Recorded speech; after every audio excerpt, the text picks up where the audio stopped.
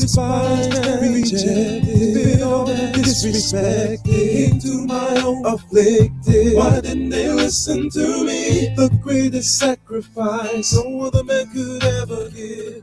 I gave my life and soul, knowing it would make you live. Spirit was willing, with my flesh I had to overcome. I asked my Father, pass this cup, but I was the only one to do His will, fulfill the scriptures to perfection.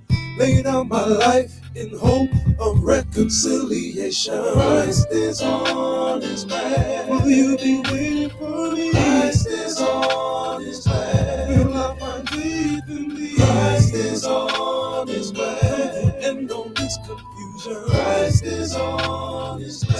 Eternal righteous ruling, Christ is on His way. Will you be ready for me? Christ is on His way. Will I find iniquity? Christ is on His way. I've been a sin to many. Christ is on His way. How could you do this to me? Of all the families on earth, you only have I known. My sheep was lost in this world. To you my love was shown.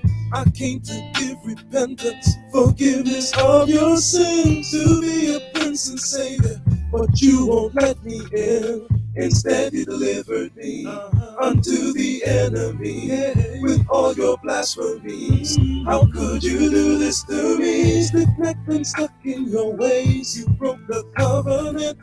You only got a few days before I make my judgment.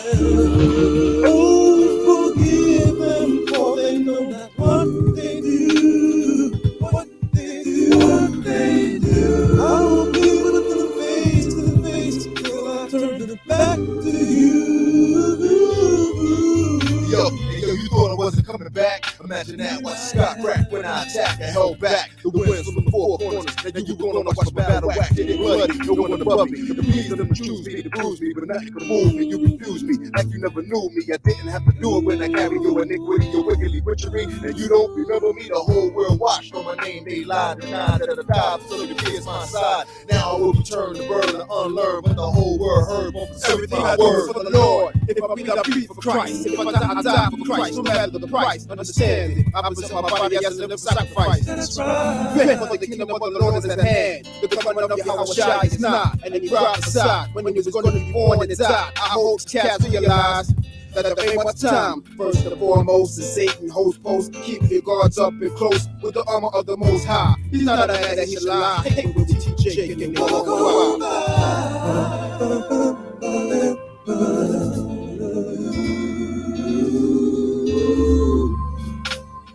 Christ is on His way. Will you be ready for me? Christ is on His way. Will I find faith in thee? Christ is on His way. I'm coming to end all this confusion. Christ is on His way. Establish eternal righteous ruling. Christ is on His way. Will you be ready for me? Christ is on His way. Or will I find iniquity? Christ is on His way. I've been a sin to many. Christ is on His way. Oh, would you do this to me? Christ is on His way. All He says anything about this,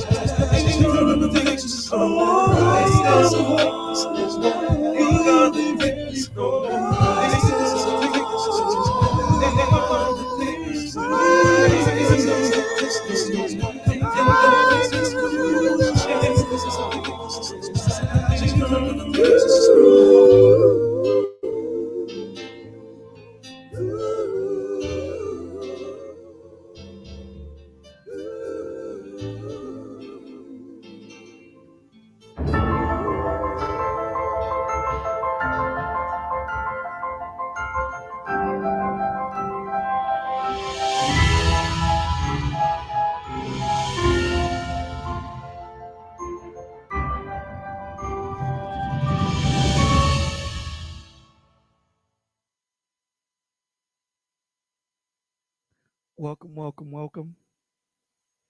Welcome, welcome, welcome, welcome. Thank you for being here on Sanctified Sundays. I don't know if you like that name, but that's what I came up with. Open to changes, or open to suggestions. But welcome, guys. I know that this is something that we haven't done in a long time, but excuse me, we're here. Hey, Lyric. Hey guys, hello. So we're here, and today we wanted to talk about. I'm sure you guys can see the topic is signs of sexual abuse when it comes to our children. Um, we did pin up the link. It is a call-in show. If anyone chooses to call in, um, I do understand, or we do understand that it is a touchy subject, a very sensitive subject. But if anyone is open to wanting to share their experience with those in the village and those who are just listening, again, we are called to be testimonies. We are called to be light in this dark, exceeding world that we live in. And it's not an easy thing to do. It's very hard, right? To take your experiences and wear them and be that light to those that are going through what you have already gone through, right? But just know that you have a plethora of information, knowledge, experience that can help this young man or young woman that is about to go through what you're going through. And understand that the Lord doesn't put too much on a man or a woman that they can't handle. Do you want to add anything, Lyric, before we jump in? No, I think that was the perfect introduction. Just hello to Pasha. Thank you for always supporting us. Um, I do want to say that I am mixed about the conversation. There is excitement, just to get that, preventative information out there. And then there's also just that, you know, that drab, that sadness and sorrow because things like this happen, and we don't have a lot of conversations about this. We don't pay attention to a lot of signs, and unfortunately, I think in all communities, a lot of people like to say it's more prominent in Black communities, but I think all communities, go through this and kind of brush it up under the rug, and it's not a good thing, because as you always talk about, spiritual injuries, this is one of the huge door openers to spiritual injuries and people becoming atheists and things of that nature, and even often turning in, becoming homicidal because of it, as well as suicidal. So I think that this is a conversation that is needed, and I thank you for opening the floor to have it.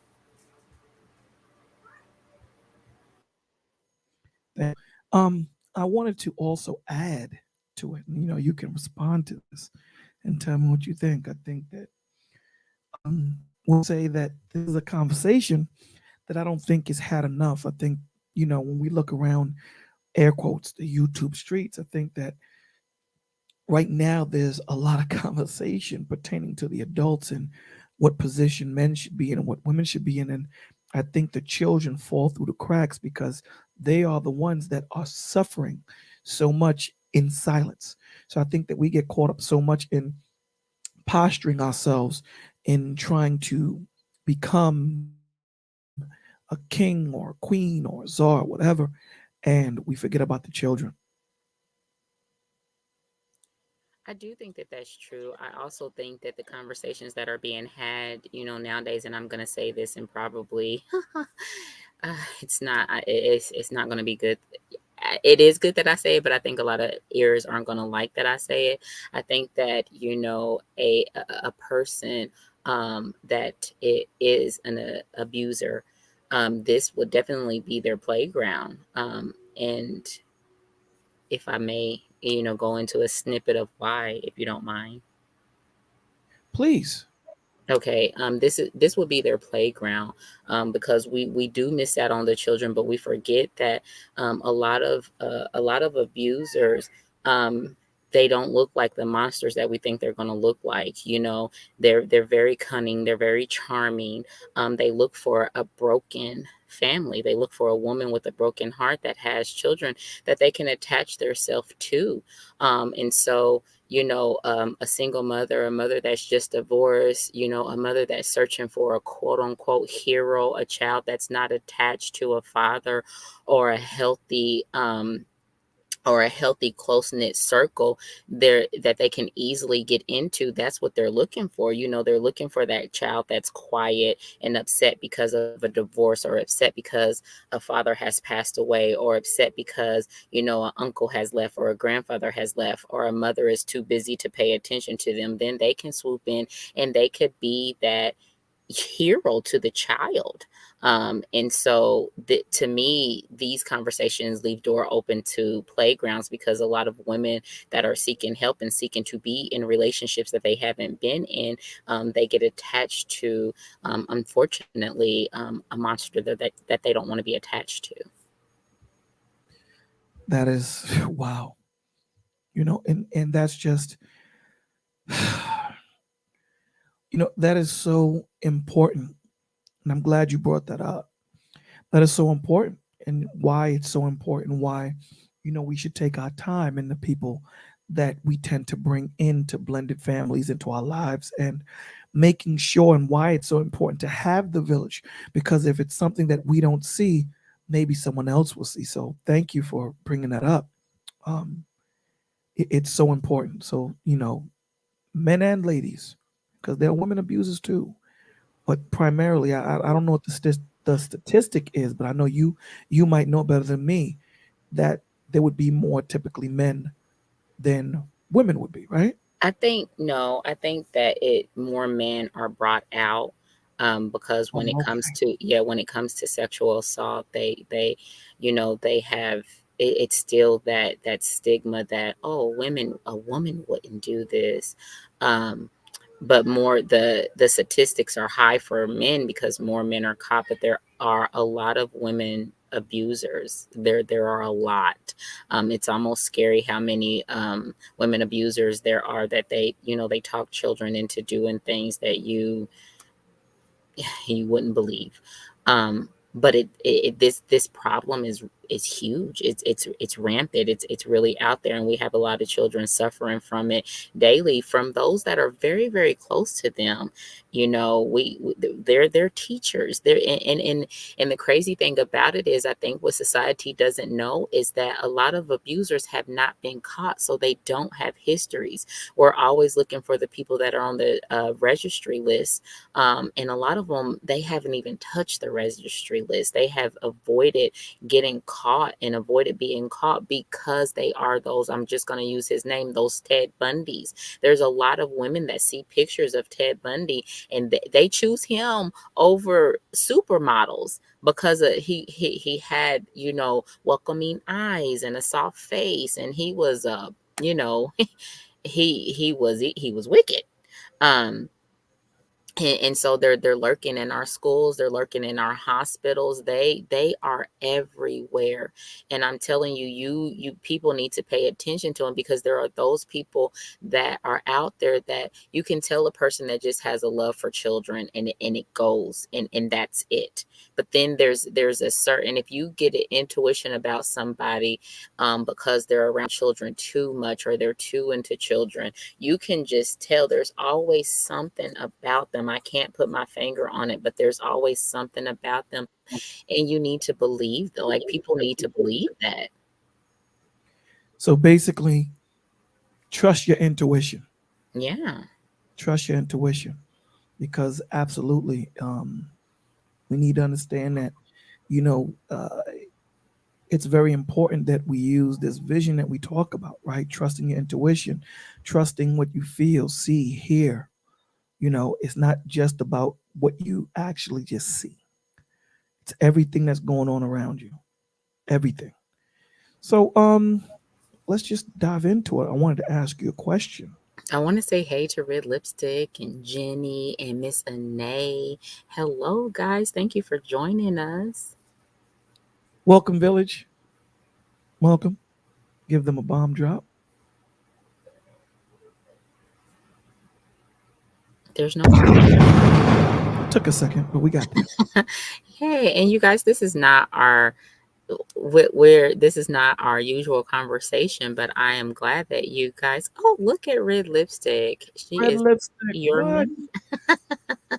Here we Oh, go. and I forgot about you, beautiful butterfly kisses. Hello, how are you?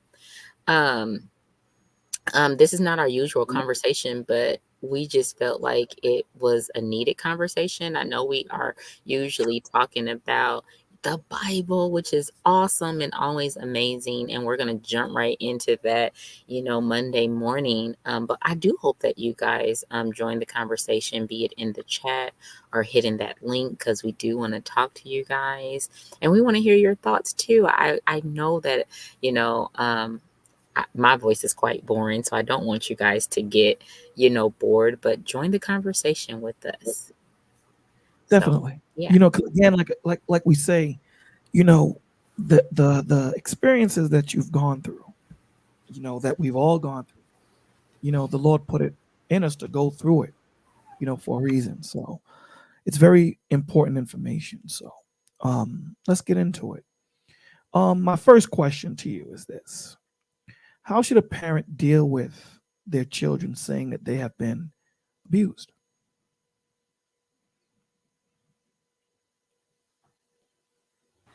I'm so I'm so sorry I had to step away and tell my little ones thank you for being good. They're being so they're being so good. So I had to thank them for being good. Um I'm sorry I didn't catch that last part. Okay. How should a parent deal with their children saying that they have been abused? If a child says it, which is rare, let me tell you why.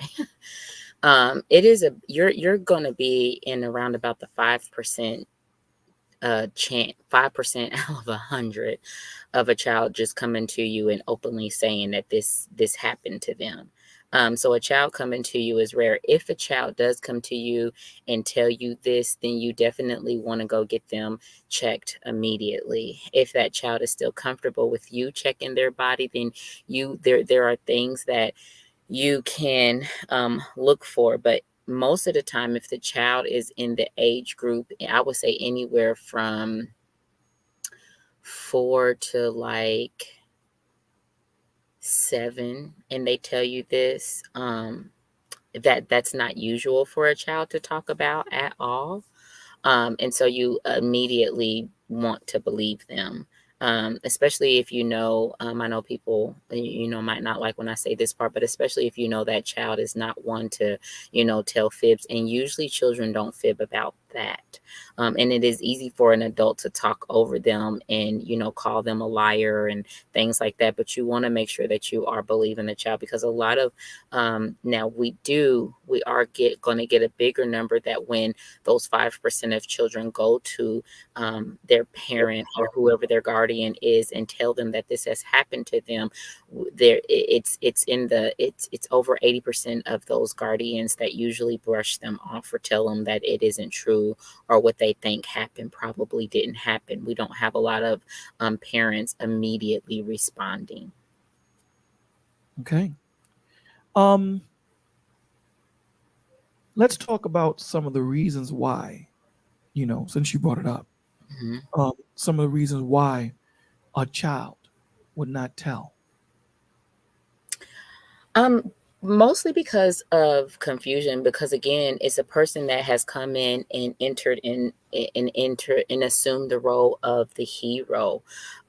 Be it, a boyfriend or an uncle, or a grandfather or a teacher. They're always in a role where the child is like, they know that they're supposed to love them, they know that they're supposed to respect them.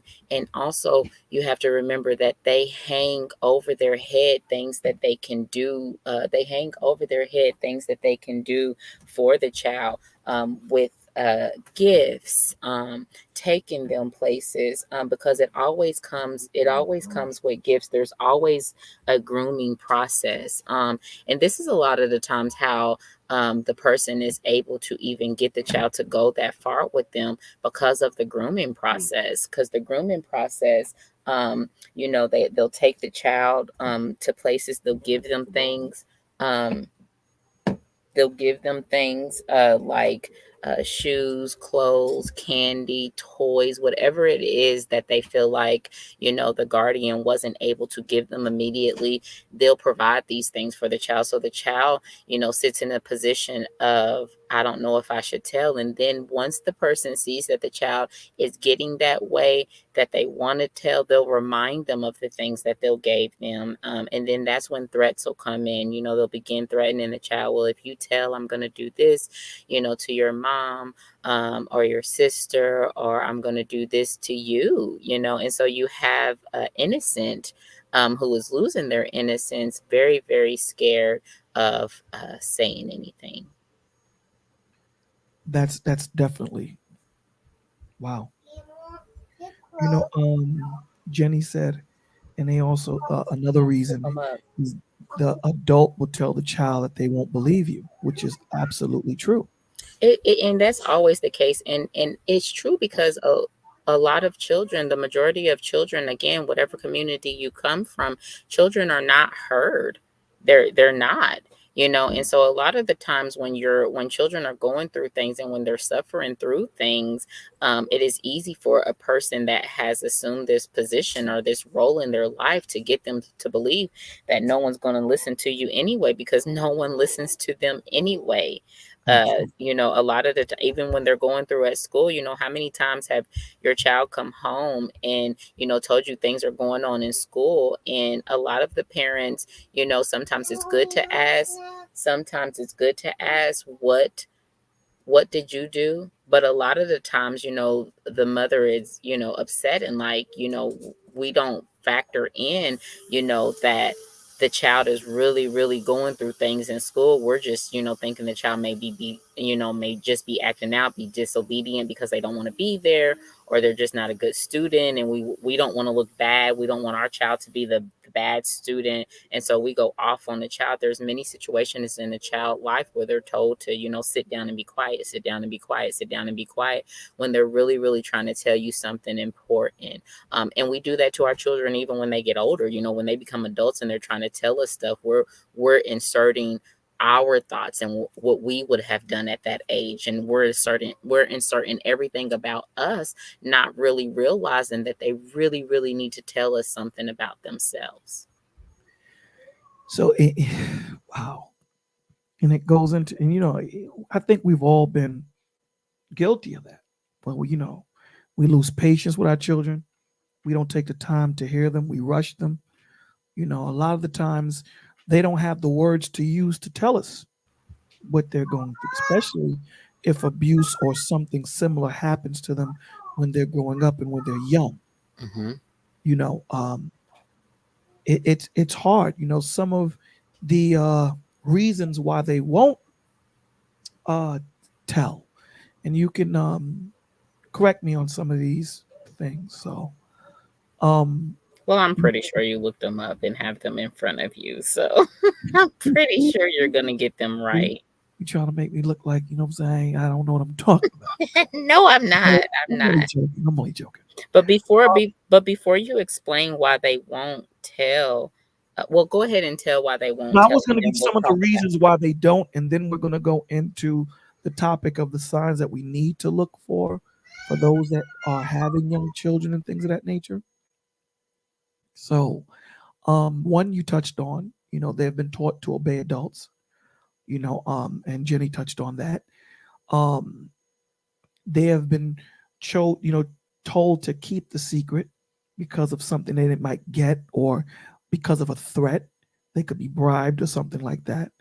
Um, they feel guilty because of they think it's their fault. What do you think? Can you expound on that? When the young child thinks it's their fault, and how that how it can trigger the child into thinking it's their fault, and how these adults are very tricky in making the child feel like it's their fault.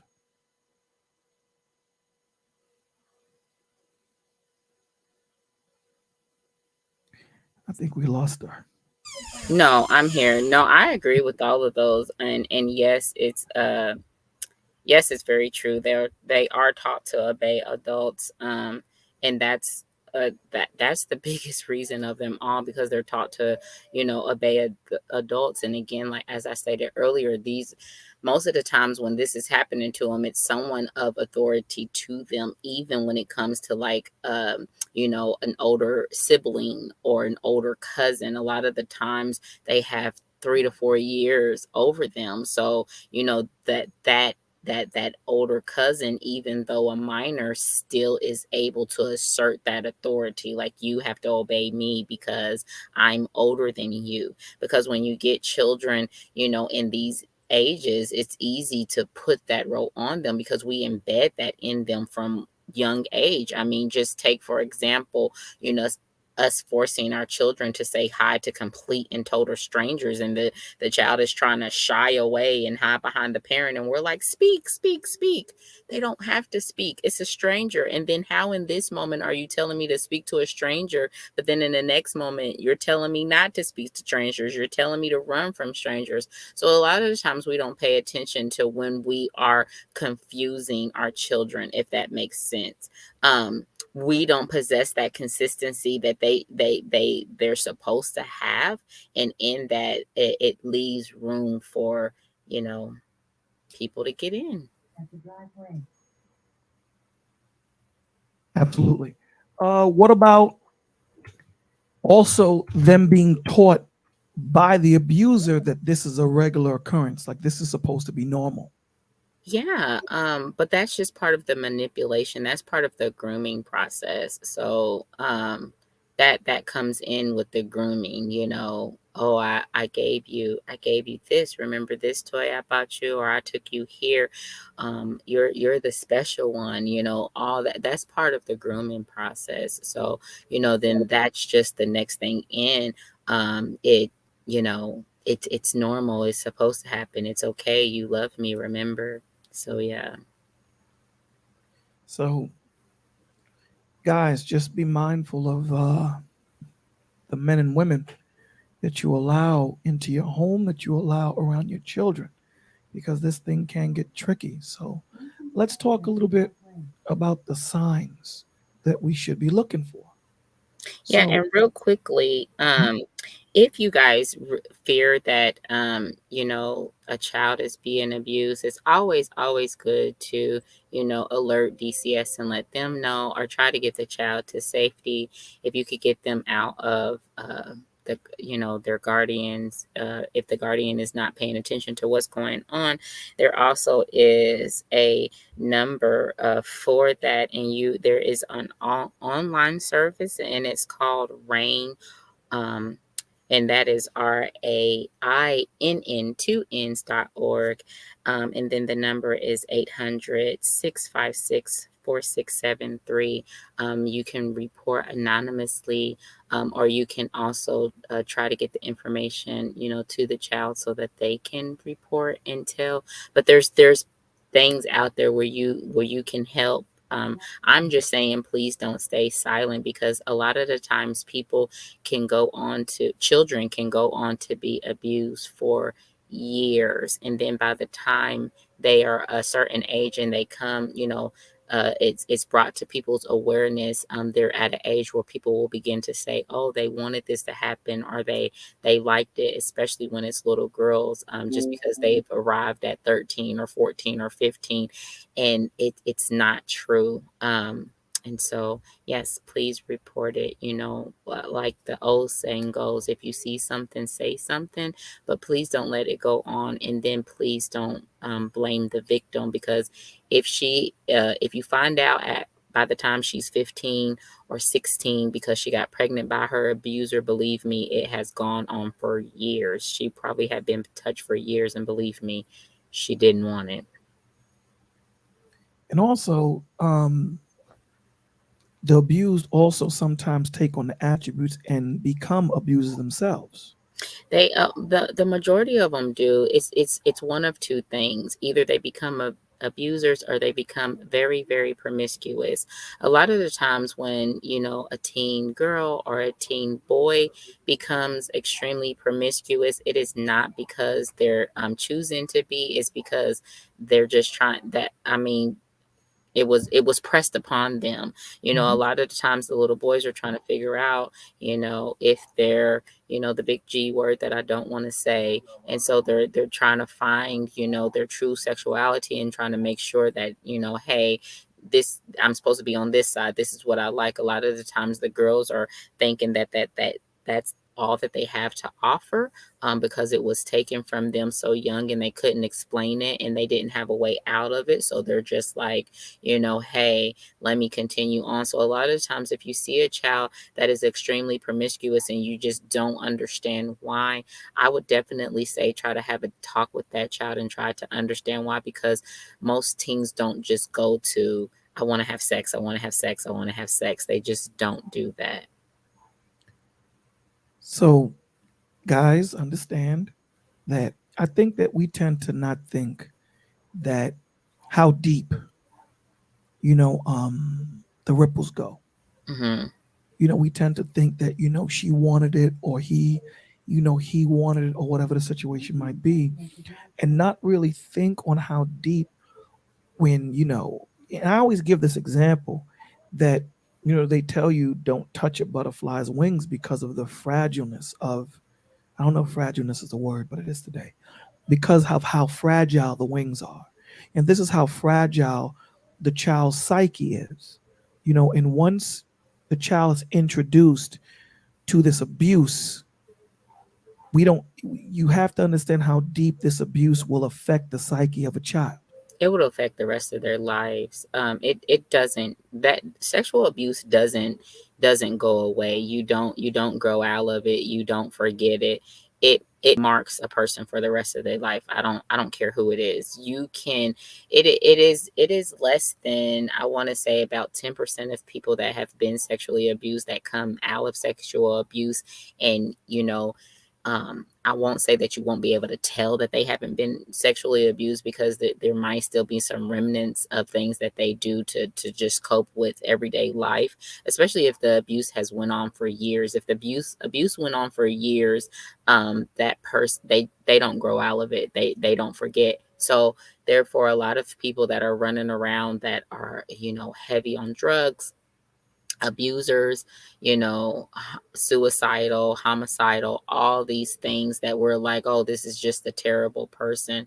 They probably had an opportunity to be an amazing person, but unfortunately, events that played a part in their life when they was younger just, took them down that path, because um, and that's where a lot of the signs that you're about to go into come into play. If your child wasn't really a child that dreamed a lot, but all of a sudden they begin having nightmares and night terrors, or soil in the bed, or they have sudden changes in mood swings and stuff like that. These are things you want to pay attention to, because a lot of times our children will have aggression as far as their mood is concerned, and we're like, oh my gosh, this is growing pains. They're just growing up, like, why are you being so mean? And really, that's their scream for, I don't know how to tell you that this person is doing these bad things to me. So if I scream at you and show anger because I don't know what else to do, maybe you'll ask me what's going on. But a lot of parents look at this as, disobedience and disrespect.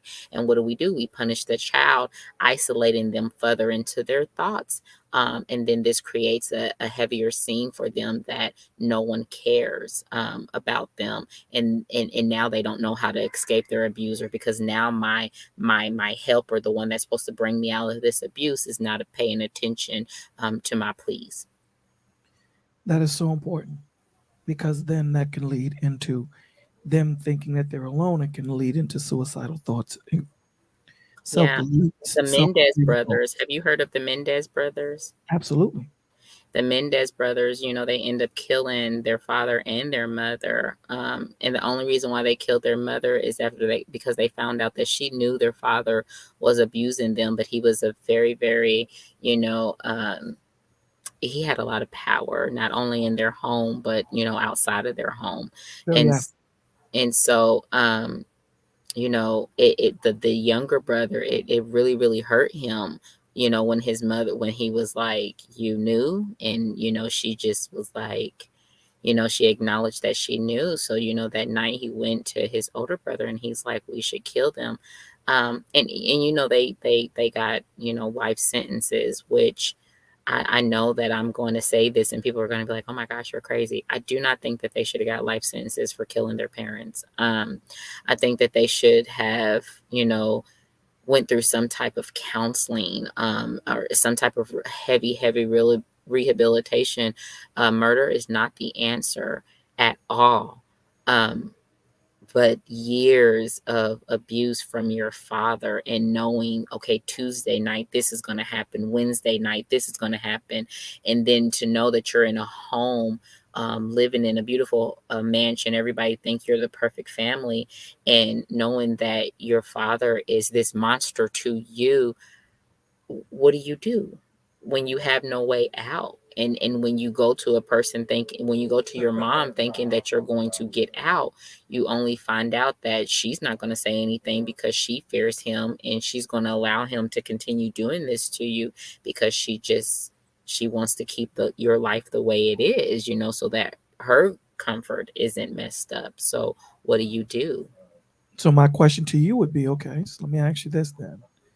Do you think the reason why they were given the life sentence, because the way they killed their parents was crazy. Do you think that they were given the life sentence on the way they did it, and they, um, as heinous as what they did to their children? Do you think the reason why they gave it to, like, maybe they were thinking that these children, are too far? I believe they did it when they were teenagers. I think they were like 17, 18. Do you think that they thought that maybe they're too far gone, or maybe because of the way they were killed, they I killed the think parents, that that they might be too far gone?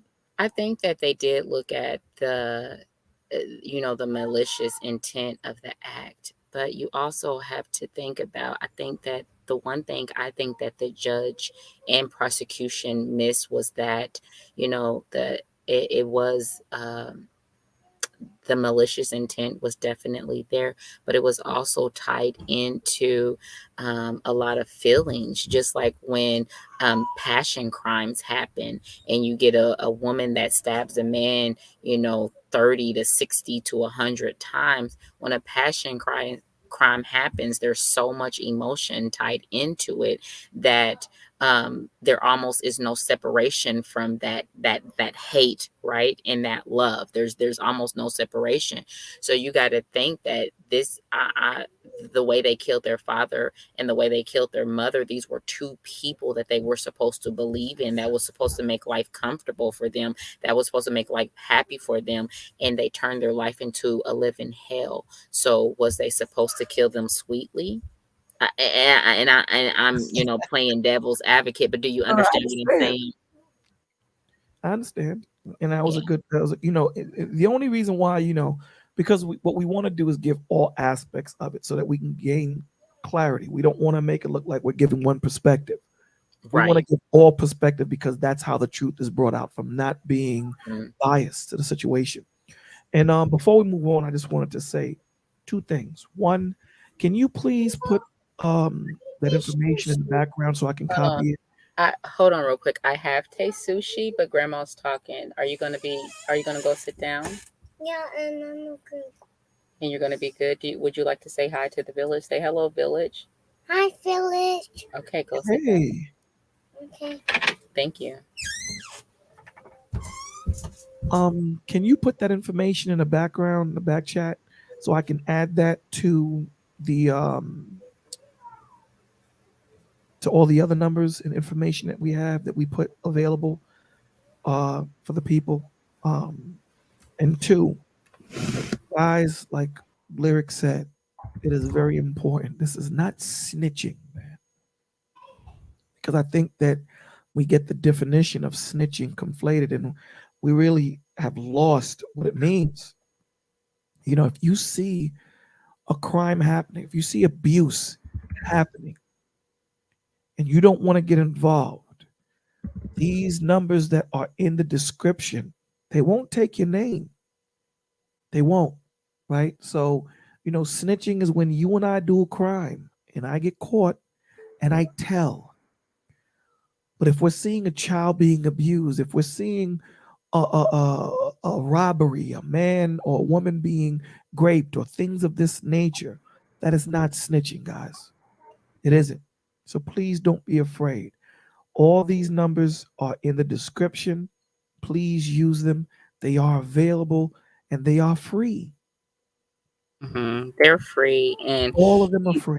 you would be amazed at how many people dedicate their time and donate their time.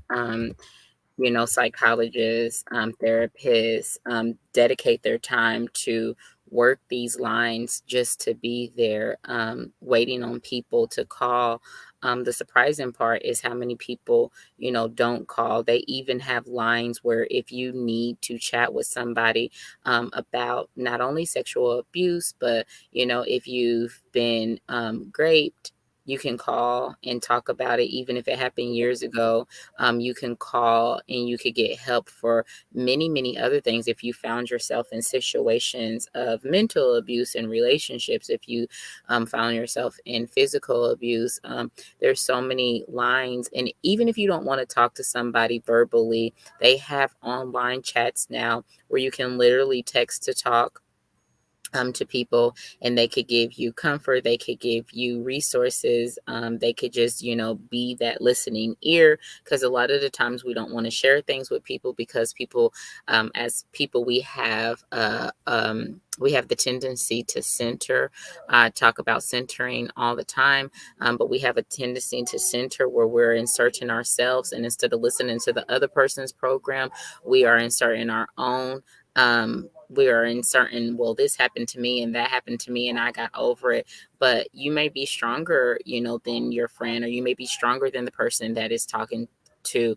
And it, you never know how someone takes in pain and takes in abuse, and how it messes with their life. So a lot of these people that were like, oh, why won't this person just get up and get a job or do something with their lives? A lot of the times people are in these perpetual downfall cycles of not being able to hold on to jobs or friends or anything of any value, because they don't feel valuable because of things that happened to them as a child and they haven't got over it. A lot of people moving through life right now, they're moving through life per trauma response. So this is their trauma response. And because they haven't gotten over that, they move a little bit different than us. So to us, they look like a slacker. But to them, they're still trying to deal with the pain. So guys, please, if you look in the description, along with what she was saying, what Lyric is saying pertaining to texting, NAMI is one of them that you could text. NAMI is one of them, right? And it's in the description. So please use one of the numbers. Use one of the numbers, and they're 24 hours a day, and they are anonymous. They're here to help you. So if you feel that things are getting hectic and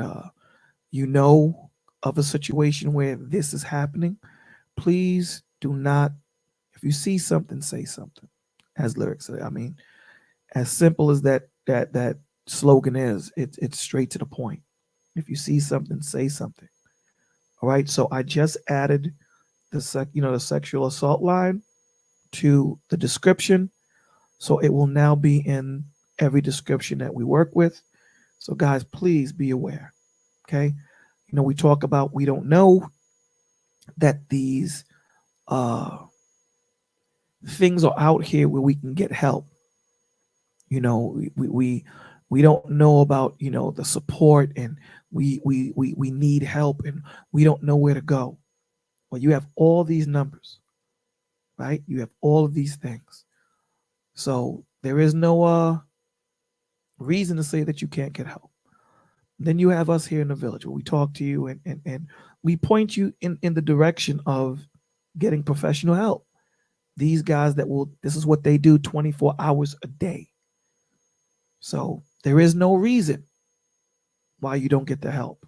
All right. So let's talk about some of the signs. Unless you have something else you want to say pertaining to that before we go into the signs. I don't. Okay. So let's go into the signs. So we know that the signs of abuse shows differently from children to young adults. So I'll let you expound a little bit on that. Yeah. Um, so children, you're gonna get a lot of refusing to eat.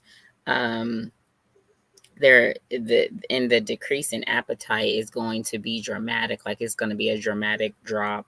You're going to get like the nightmares, that they seem distracted. They might leave you clues, that like they might ask like sudden random questions, about sexual acts, which should always be a red flag, to anybody, because children, the smaller children shouldn't be able to just come up with questions or thoughts like that. A lot of the times, if they're coming up with questions like that, it is only because they were shown it, so they have questions about it, but their brain shouldn't take them there. And then they if they begin to kind of shy away from a certain adult that they normally would have befriend or excited to be around or excited to see, if in your and you kind of find yourself having to force them to be around this person, really pay attention to that, because even if it's not sexual abuse, there still is a reason why this child does no longer want to be around, this person, and really begin to investigate that situation instead of just forcing the child to go and reminding them why they like this child. I mean, why they like this person. You should pay attention to, why all of a suddenly they don't like this person anymore. I don't know if that makes sense, if I said that right. Does that make Everything you said, everything made sense. So, okay? and you talked about the soiling, Hmm. which is very important. Um, quieter, like you said, than normal, cries for obvious reasons. Um, Unobvious reasons. for no obvious reason, excuse me. Yeah, For no no obvious. obvious reasons. Aggressive, you mentioned that. Angry, for no obvious reasons. And Um, also, if they begin, I don't know if you read this or if you know this, but this is just one off the top of my head that we don't really look into. But if they start to think their body is repulsive, like, and I'm talking about little kids, like when sexual abuse happens to little kids, they'll like when you undress them, they're number one, they're extremely uncomfortable, even though it's you, but they don't want to see their naked body, and they start to say that everything's nasty, like their chest or their legs or their arms or their private area, everything becomes nasty. This is a huge red flag because it's like, when did that happen? Like, when did that transfer happen? Because a lot of little kids, they're not thinking about their bodies like that. Does that make sense? Like they're absolutely. not, their minds aren't there. So if you have a child that all of a sudden is just like, that's nasty, that's ugly, or even if they point it out to you, because our adult bodies look different than theirs, but they have a tendency to ignore it. If all of a sudden their brains jump to paying attention to it and they're thinking that you shouldn't have certain body parts and it's just nasty and it's scary, you want to jump right into that conversation. That is a conversation to jump right into, because they shouldn't just think that that's nasty. Oh, sorry about that. It's no, you're good. We have to understand the world that we're in today. And a lot of the times parents don't want to open up that door. We have to understand the world we're in. You have to open up that door. So, if you're like Lyric said, if you're taking a child's clothes off and you see redness around the genital area, or if they have a problem going to the toilet, difficulty walking or sitting, bruises on soft parts of their body, the buttocks, the thighs. And those are, very, very good signs, and those are textbook signs. The signs that you're reading, those are very textbook, and yes, you should definitely look for that. Also, you wanna be aware, everyone, that the textbook signs are good to look for. They are. But you want to also pay attention to your child's body odor, especially a female child. Her body odor, it might not get bad, but it definitely will change, especially if penetration happens, because a lot of the time sexual abusers, they leave the realm of fondling. I know this conversation is really, really uncomfortable, but I'm sorry, I'm gonna have it. They leave the realm of fondling. And when penetration happens, discharge will occur. A female child usually won't discharge around that age. She doesn't have a reason for it like newborn girls do, but that's just because their bodies are just, their hormones are coming in, the body's kind of getting used to it. And so if you find discharge in your infant's diaper, don't panic. It's okay. But when they're like 3, 4, and 5 and 6, they should not um discharge. They just shouldn't. And if they do, you definitely want to ask about it. Well, Derek has a question.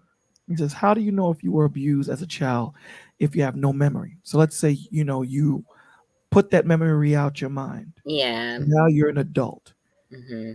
How do you know what symptoms should you look for? Because although the brain tries to protect itself, so what symptoms would you exude if you have been abused and early in your childhood you put it away?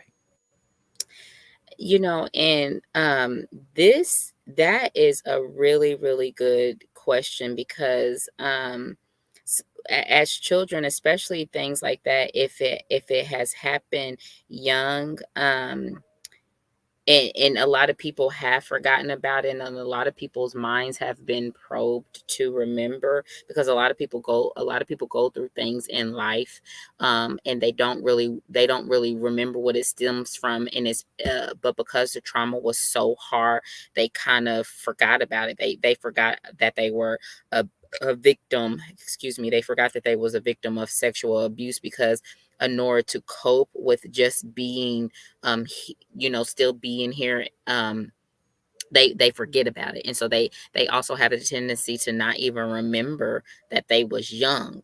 A lot of the things that you can, that you can may show you signs that you have been sexually abused, and you kind of probably suppress that memory, or yeah, I would say suppress, because you didn't erase it, because it's going to resurface.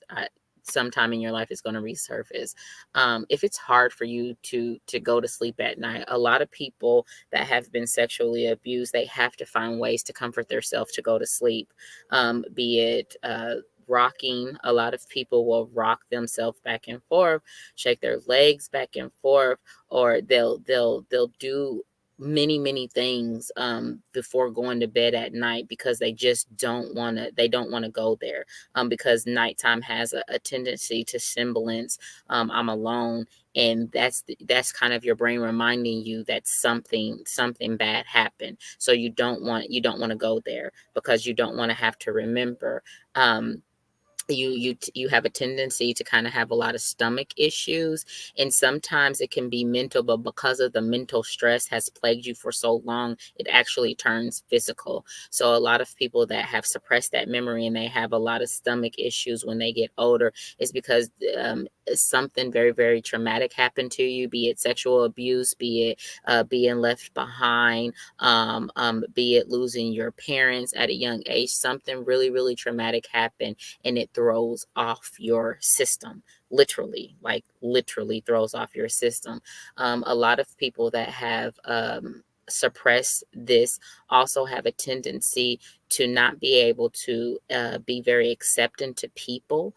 You're searching for a lot of bad things that are that they're going to produce for you, or you're really really scared. You have a tendency to get really really nervous when you're around too many people, especially if it's a lot of males. You could get really really nervous. You get the sweating palms. You get to adjusting your clothes constantly, and this is not because you're concerned about how you look, but it's because your brain is trying to think of an escape route. Like, how can I get away from these, how can I get away from these people? How can I get out of this situation? A lot of them tend to not like being in closed areas. You have a huge problem with being alone. And this could sexual trauma again versus other trauma. So if you have a really, really hard time being by yourself and you don't understand why, I would definitely say that that's trauma resurfacing. It might not be always be sexual, but that's a huge one for sexual abuse too. If you have a problem expressing yourself sexually, you probably definitely had you probably had a bad experience, or have been sexually abused. A lot of people that have been sexually abused, remember, they have a tendency to either be overly sexualized or heavily underly sexualized. Like, they don't really think about sex. And they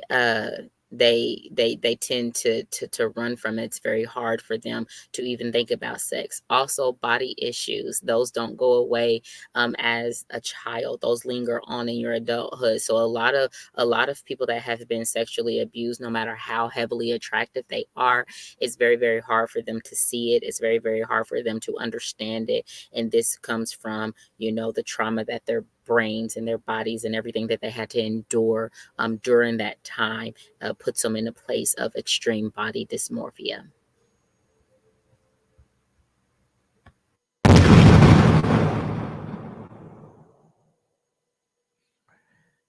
Wow. So I hope that answered your question, Derek. You know, I would suggest getting therapy too. Because then you understand.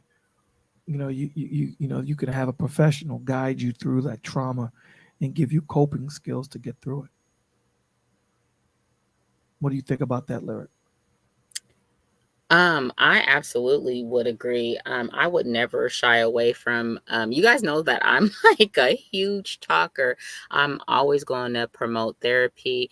I don't think they know my background, but I am working on a doctorate in sociology. So I love people. I love the brains of people, analyzing people and giving them the information that they need. So if I could be like the world's psychologist, I would love it. Like it. And so I do think seeking professional help is always needed, because they're not there to fix it, but they can give you tools to fix it. And I think that the biggest thing is it needs to be addressed. It needs to come out. And a lot of the times people don't want to talk about it because it's a sign that you're broken, right? And we don't want anyone to think we're broken. We want everyone to think we're perfect. And so a lot of these things we don't want to talk about. In all actuality, there is no human, I repeat, there is no human walking this earth that hasn't experienced a huge amount of trauma. It just it doesn't exist. And so I hate to burst anybody's bubble. If you have a person out there that you're thinking that they're extremely perfect, they're not. Trauma plagues everyone, and it disrupts their life, something terrible, and it will resurface. It will resurface. So it's very important, as she's saying, to seek help. If you have a broken arm, go to the doctor, you get a cast. If you're sick, you go to the doctor to help you get better. So why wouldn't you go to a therapist to help you figure out coping mechanisms to get you through your trauma, to give you clarity and understanding on your trauma? So you're not broken. We need to get rid of this schism, this thought process that if I go to a therapist, I'm no good. I'm useless. You're not. You're not. And that's one of the things that we push. Go get help. Go get help. Because a lot of the times, especially, when we're talking about these young men and young women, or youngsters, young adults that do not have the coping skills, the coping mechanisms, and they are plagued with this thought process that they're broken and that they're useless. That's when self-deleting becomes an option. Would you agree? Yeah, I would absolutely I would absolutely agree. Yeah. So, and it's so crazy that, sometimes I think about it, and we've had conversations, you and I and Anthony, pertaining to adults have a hard time dealing with life. Adulthood, we have a hard time getting through it. You know, how much more of these little ones? Yeah. And can I respond to Derek? I'm sorry, I'm totally Yes, of listening course. to Yeah, you. yeah. Go ahead. Um, you know, yes, in our community, um,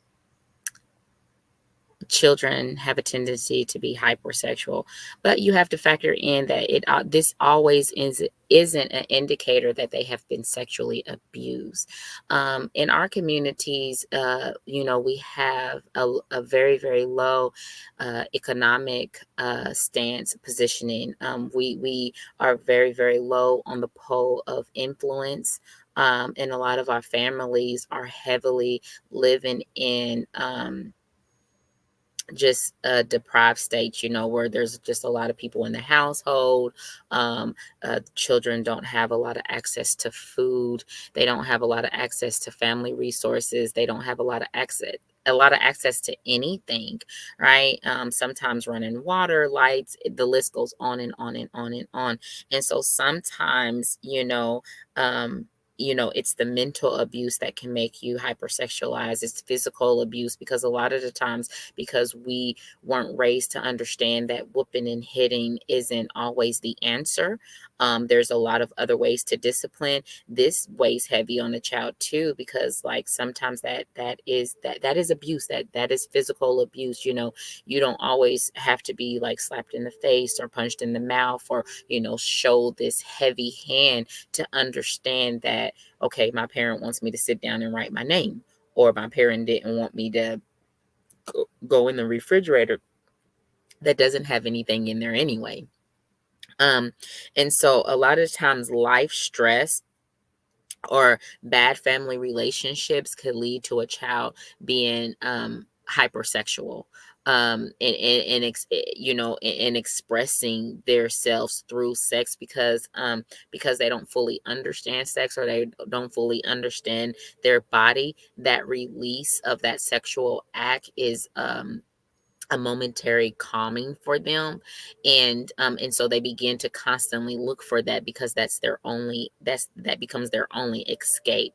So knowing that, okay, if I flaunt myself, somebody's going to give me this momentary solace or this momentary calming, for the moment. I would take that versus having to go to a home where I really don't have a bed, or if I do have a bed, I have to share it with 5 other people, and I'm not going to eat tonight, and I'm not going to be able to turn on lights. I'm not going to, I'm going to go to bed extremely thirsty, because we don't have running water. So there's a lot of factors that play into that, that's outside of just sexual abuse. And let me throw this little one in there too. Being exposed to the music and to what, everything that our children see. You know, Yeah. The, just the, mu- the oh, go ahead. music, the music, the television, the videos, all this stuff.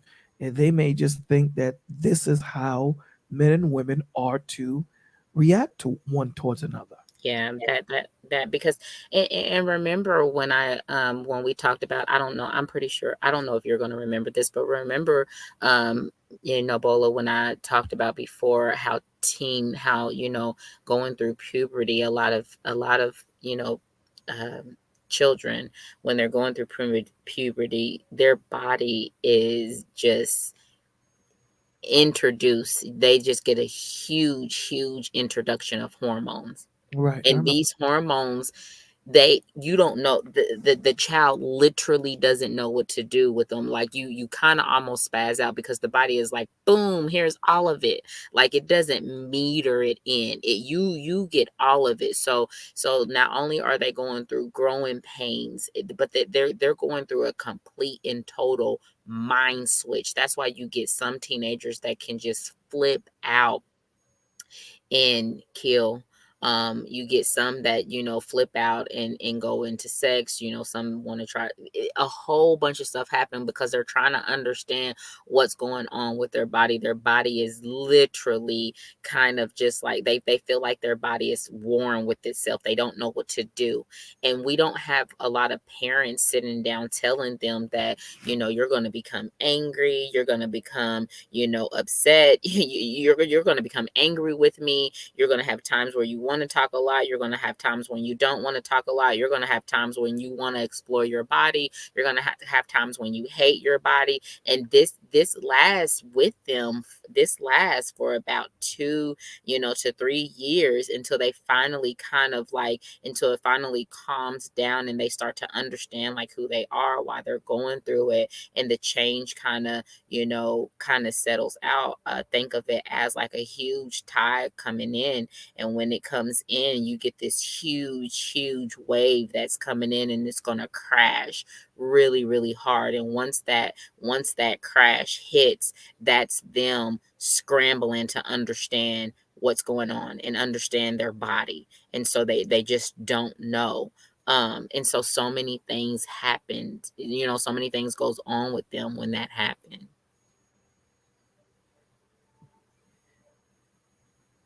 So that's a lot, you know. So when children change, it's a confusion, especially if adding to that abuse, adding to that unstable home, adding to the environment, not being stable. And now all this surge of hormones come into them. And now they're trying to figure things out. And now they got this hormonal thing going on. It's a lot. It's a lot. And when you look at this generation, it's different than the generation that you and I grew up in because, you know, we didn't have as much babies having babies. They were there, but it wasn't as much as it is now because now it's so prevalent And where you don't now hear it's about this more stuff. exposed. Now it's more exposed. I'm definitely going to stop you there because I disagree.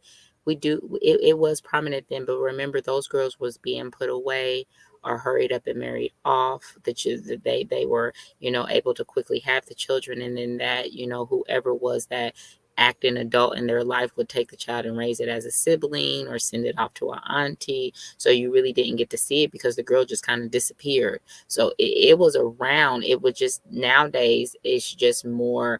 I'm gonna let her walk around pregnant. It's more exposed now. So It my was question well to you, it was well my, hidden back in the days. so my question to you would be: so in your opinion, you would think that the number of because now it's okay, like you said back then, it was hidden. Children were having children, Mm, but it was shied upon. Even though as children we do things that we're not supposed to do. right. Today, they have this sexual liberation going on where kids can do whatever they want and think whatever they want and be whoever they want. Derek So made you, another good statement, but yeah, yeah, so yeah. you don't think we'll get to Derek's statement, but I just want you to respond to this. So you don't think that there is an outburst of a bigger number today, being that society doesn't wink or doesn't shun as much as they did when we grew up? You don't think that that number is different than the number that we were growing up with? Do I think that it has increased? Maybe, it has increased slightly, but if you look at, like, if you really dig into the numbers, and I'll have to show you, but if you really dig into the numbers, um, there were a lot of There were a lot of babies being born by young women back then, but the circumstances were definitely different. Different, right? Is it more heavily, is it applauded more now? So it does appear, I do agree with you, it does appear that more girls are just like, hey, I'm gonna get pregnant, and nobody, nobody's gonna care. Yes, I do see where you're going with that. um and it is very, very, it's a shame. It's just bad, because I do think that they're sentencing themselves to a life of, of pain, because a lot of these young women, and these young men that are having baby at extreme young ages, they've suffered through trauma that they haven't got over, and now they're introducing a new human, um To the to more same thing. trauma. Yeah. And that's why, you and I and Anthony and everyone here in the village, we speak about how important the village is. Because, when these, today, there is no village in most situations, right? So these kids, they bond with this hurt music that we listen to. If you listen to this music now, it's really hurt music, right? Cats being alone, cats taking drugs to fend off the spirits that are dealing with them, and the hurt and the trauma that they deal with. So their village actually becomes society, and society doesn't care. I mean, Society and doesn't deal with them on the level that, when you have a village surrounding you, a support system surrounding you, that actually gives a damn, that actually mhm, will hurt with you, and feel with you. This is why, the village, and a support system for our youngins is so important. yeah, yeah. And it truly is, because like there's so many young people that that don't get exposed to, um understanding what true, relationships are, and exposed to a That's village a and good to point. people. Hmm. That's a good point. And get exposed to people that are going to, they don't get exposed to love. There's so many people that walk around that don't get exposed to true love, and they have been wounded by the church, because here is here is a community that is supposed to show them love, that is supposed to guide them, and supposed to show them, what love looks like, what community looks like, what understanding looks like. They're supposed to lead them to, this peace. They're supposed to lead them to the way. And instead, the scriptures, Derek, don't contradict themselves. It's the people that contradict the scripture. Does that make sense? Did I say that clearly, Bolo? You said it clearly enough. We need to understand that, Okay. Okay. man's understanding is what is a skew. It's not God's.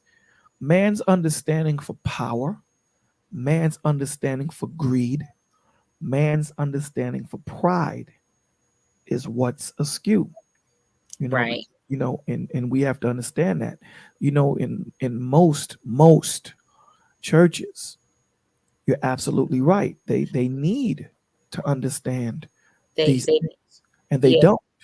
they absolutely don't. And what's lost, on people, is that they take a lot of the churches, and I hate to say this because it sounds like I'm speaking against the churches, because it just always sounds like that. But I think everyone here knows how much I how much I love God, because I do.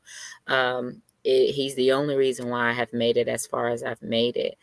But I'm not speaking against him. I'm speaking against people, because people have taken scripture and have propagated scripture to fit their agenda. Therefore, they deliver scripture that is condemning to those coming into the church. So you get this broken person, you get this broken child that's coming into the church seeking help, seeking love, and they get damnation, right? they get all these things, against them, all these judgments. Well, and they're made to feel like, well, you're God's not going to pay attention to you until you stop kissing girls, or you stop kissing boys, or you pull your pants up, or young men, you cut your hair off because God's not looking at you, or ladies, you wear longer skirts. You get all these things, right? And so then they get wounded, and so then they run from that because they say, you know well, God don't like me either, because so now they feel lonely all the way around. Right. And we have helped them. A lot of believers have helped them do that, when they don't understand that, we here in the village, the reason why we read every morning is we're trying to get everyone to, and I want all my readers that have been journeying with us through Genesis all the way up to Esther, y'all. We are in the book of Esther. I want you all to raise your hand or put a heart in the chat if you now are starting to understand the story, because we now understand that these set of rules that have been propagated against us to make us feel like we're not even worthy to crack the book open, that they weren't written for us. They were written to us. And if I could get the young people to understand that and to see that there was a reason he went to that cross for us, and there was a reason he went for that cross to them, but they don't get to see that because the Bible has been put so heavily against them. Sorry to go into that. No. I think it's all linked together, and to go into what Butterfly said, absolutely. Religion, Hey, you Big know, Rick. Big Rick in the building. Religion, definitely. Oh, You know, wait. Is it Big Rick or Rick Big? Big I don't. Rick, Okay, okay, Big Rick. Rick Williams. He put his name in there twice. He's redundant. Oh, Make sure okay. you understand his name. Right. Don't So we get don't so we got it right then, because we said it like 4 times. So we did right. good. So what we're doing, right? The purpose of the village, if you guys don't know it yet, and I'm sure a lot of us do, is to give love, to give truth with love, because Yeah. truth without love is a weapon. It's a place where we can come, congregate, talk about our trauma, mental illness, depression, and come together and understand where our spiritual injury is. Big Ant in the building. And Understand where our spiritual injury is. So we need to understand that because of our injury, because of our trauma, because we operate continuously and continually in our trauma, it separates us from growing and connecting to our Father, because we're operating in self preservation mode and we right. don't know it. We don't know it. We're not growing in the spirit. We're we're we're we're trying to figure it out. And so many go, there's so many brilliant minds. I have seen them. There's so many brilliant minds that they go in, and they have their own stance, and they have their own knowledge, and they're looking for the Bible to feed into their knowledge, because they know that they hold a certain intelligence. And so when you go into the Bible and you're looking for it to feed your knowledge, you're reading it so that you could feed your own intelligence, you have already postured yourself wrong. You have already postured yourself wrong, because is it going to give you wisdom? Is it going to give you understanding? Yes. But that's not what you go into it for, because you go into it to learn, of his heart, of his character, of his will, of his justice, and all the rest will come. And you definitely don't go into it putting him against, everyone that you feel like is not on your level, because what level are you on? You don't go into it, trying to damn everybody to hell, but I'm going to heaven because I can quote every scripture from Genesis to Revelations. Well, good for you. Pin a rose on your nose. I'm taking that. Okay. um but that's not what it is. And we are not here to judge as much as we want to. We are not here to judge. That is not our place. And wise man couldn't have said it any better. We are here to build disciples, and the church has gotten away from that so much. The church has gotten away from that so much. They have gotten away from it so much so that people don't even want to fill the pews. They don't even want to walk in the building, not even realizing that it's not even about the building. And we have deified, pastors and bishops and deacons. We have deified them so much that if we see them trip over a rock the wrong way, we're like, up, he ain't going to heaven no more, he's going to hell, because that's what we're teaching people. And that's what we have, and that's the whole point. You know what I'm saying?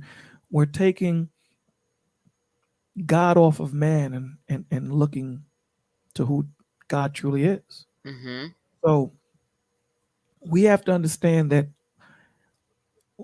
we don't when our children are suffering for the lack of understanding of the parents. Mm-hmm. So this is why we're doing what we do. And the lack of attention, The lack of attention, the lack of communication, the lack of conversation. And because we're so caught up into ourselves and saying that you need to do this and you need to submit and you need to be a man and stop being a simp and you need to be, we're so caught up in the nonsense, the nonsensical arguments that we're having, that who's suffering? The children. the children. We have all these conversations. If you go throughout the week and you look at the conversations are not based on solutions. It's based on still having the conversations, and it's argumentative, and it's a circular argument. Mm-hmm. There is no, okay, let's jump off this damn ride and figure out what the solution is. Okay, cool. We've been talking about this for a year. Let's start building, because you know who's suffering? These young babies. Because now babies are starting. Now you're gonna soon have a grandmother that's 10. Because and I know I'm exaggerating, but it's getting more exceedingly worse and worse. It So is. And this then is you why. have, oh, sorry. No, go ahead. And it is getting exceedingly worse. And then you have a lot of parents that, if you were to truly ask them the question, who is your child? Who is your child? You know, we have mothers out here that are mothers of, upwards to 5 children. And do they really know those 5 personalities that they're raising? Do they really know, those children? Okay, I know you know what they look like. I know you may know their teachers' names, and you might know their favorite color, and you might know their favorite food, but who are they? Who are they growing into? We have so many parents that they can't really name you the last time that they walked down the hall to their child's room, opened the door, and actually went in that room and sat on their bed and understood who that child who that child is becoming, who that child is turning into. We say that I know my children. I know what clothes they like. I know what music they like, but who are they turning into? What are their true interests in life? What do they think about you? Do they even like you? Most of the children, by the time they reach 13, 14, they don't like their parents. They truly don't like their parents. And you guys, I'm not saying this because it's like I'm just trying to have something to say. I'm telling you from hand. I have read letters from children that that have committed that have committed the S word. And I have read letters of these children, and they express the last thing their parents got to read from their child's hand, was how much they didn't like their parent. because their parent didn't listen. Their parent didn't know them. Their parent didn't know what they were going through. Their parent didn't know how much pain they was in. Now, does this mean their parent didn't love them? No, it didn't mean that. It just means that their parent miscommunication. We live in a world where communication is rare. People don't communicate with their children. They don't communicate with their spouses. They don't communicate with other family members. We live in a world where we think that we know so much. We're too proud. Our pride leads us not to say anything. If I put you in a good house, if I allow you to drive around in a nice car, if I let you go to a nice school, if I can say that I make over 100,000, which these days that's nothing, then I'm doing good. I'm a good parent. Meanwhile, your child is suffering, tremendously suffering, going through things that you wouldn't even imagine them going through, doing things to themselves that you wouldn't even imagine them doing because you don't know them. So I think the biggest question is today, on top of the question that we're already asking, is do you know your baby? Do you understand your child?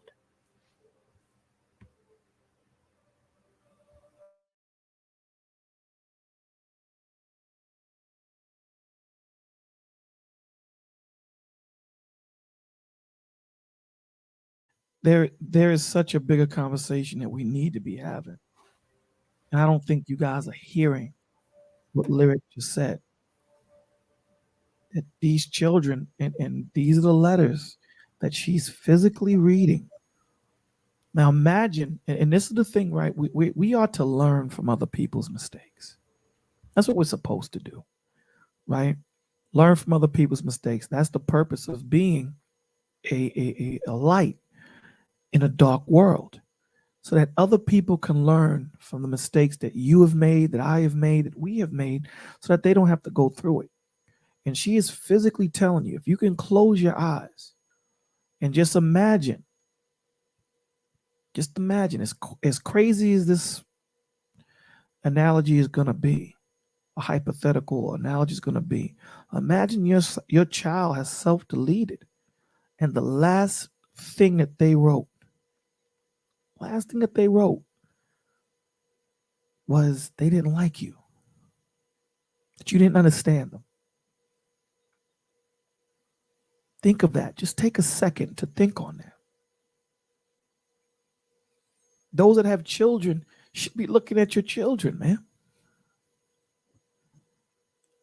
Those attributes that we just read, those signs that we just read, and we're going to read more. We're going to give you more. We're not going to give you all, but we're going to give you a starting point.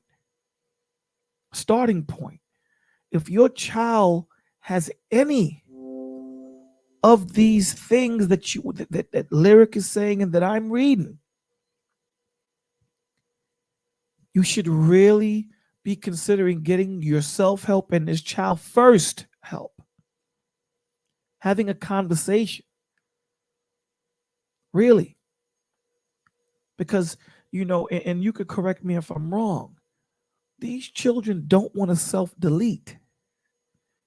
They just think that there's no other option. Am I wrong when I say that, Lyric?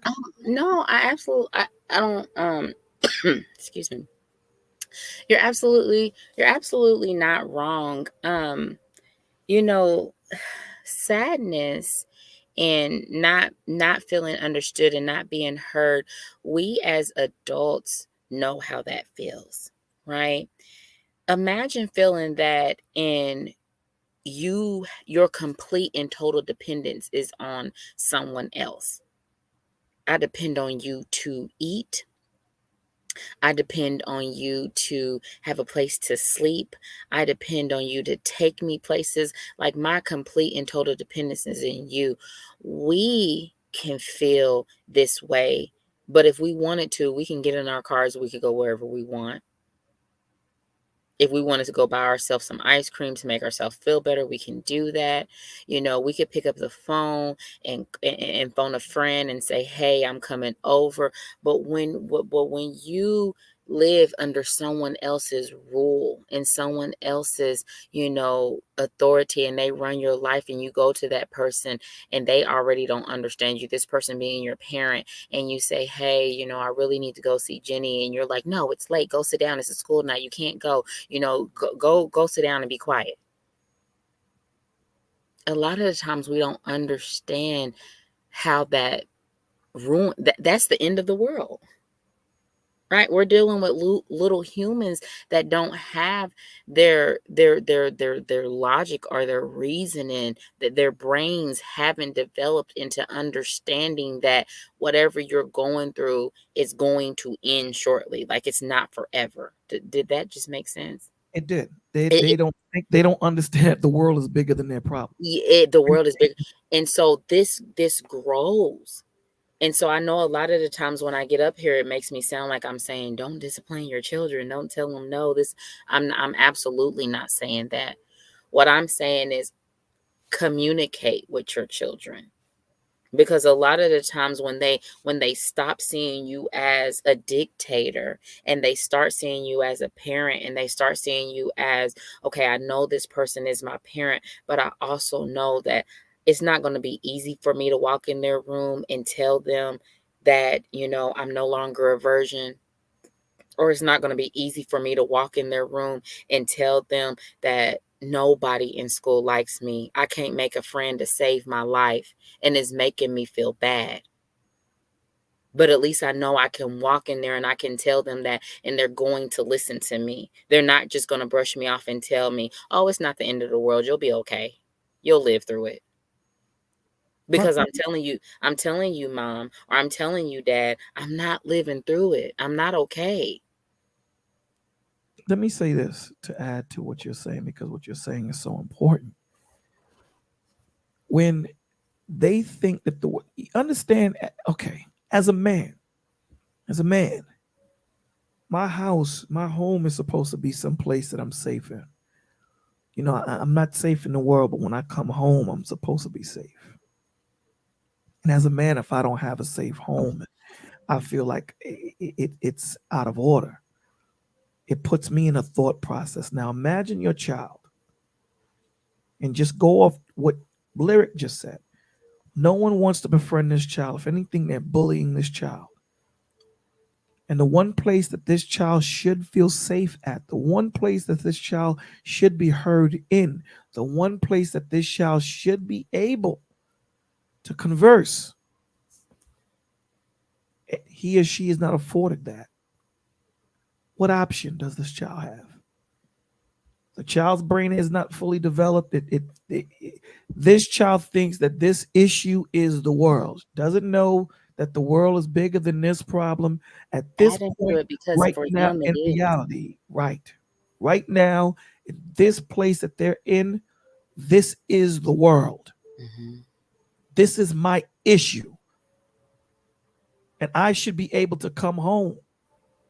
And don't get it twisted. Us as parents, we've had hard days, and we've told our children, yo, chill, whatever. We're not speaking on that. We're talking about consistently and constantly, where a Mm-hmm. child does not have an environment where they can talk to their parent. Mm-hmm.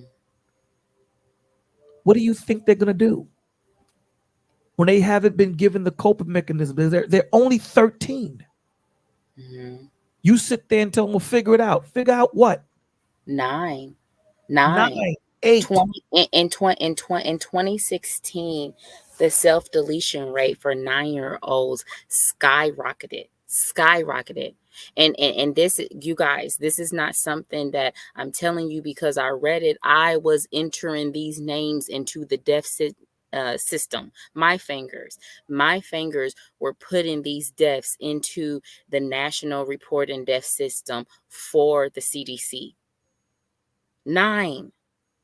It was 9-year-old after 9. I couldn't believe it, because we live in a society to where communication is so off that we forget that they're humans. We think just because we birthed them and we brought them here that we have total reign over them, and whatever they're feeling, whatever they're thinking, we dictate. And I'm sorry to bust everybody's bubble, but we do not. We don't. They let me feel, they feel just like we feel. And they go through things, and I'm telling you, it's probably even heavier because, like I said, they're controlled by somebody else. Everything that they need, everything that they have to do is in somebody else's hands. So just imagine how powerless they feel, how powerless they are. They truly are powerless. They don't even have voices. and let me respond to Big Rick. They can't even run to the world, bro. Right. They can't even, they don't They find safe can't. places in the world. And the safe places that I'm so sorry to cut you off. I just No, want to go say this ahead. real quick. The safe places, the places that I've seen these happen to, I've seen, I've been on scenes where, they have done that. They'll go in front of a school because they want to show the teachers and they want to show the counselors, you didn't make it to me. You didn't make it. You didn't make it to me. That's the Most of last statement that they make. most most of these happen in front of a school. A neighbor who was there for them, sometimes they'll go in their backyard. A lot of them do this in the garage. I've seen a lot of their own closet deaths. These are happening. These are happening in places, and mind you, these are from the ages of 9 to 15. It used to be from 15 to about 21. And then it was more prominent from about, like, 16 and a half all the way up to that 21 marker. But it went all the way down to 9. And it's kind of just staying there. So you're getting a lot of, 9-year-olds all the way up to like 13.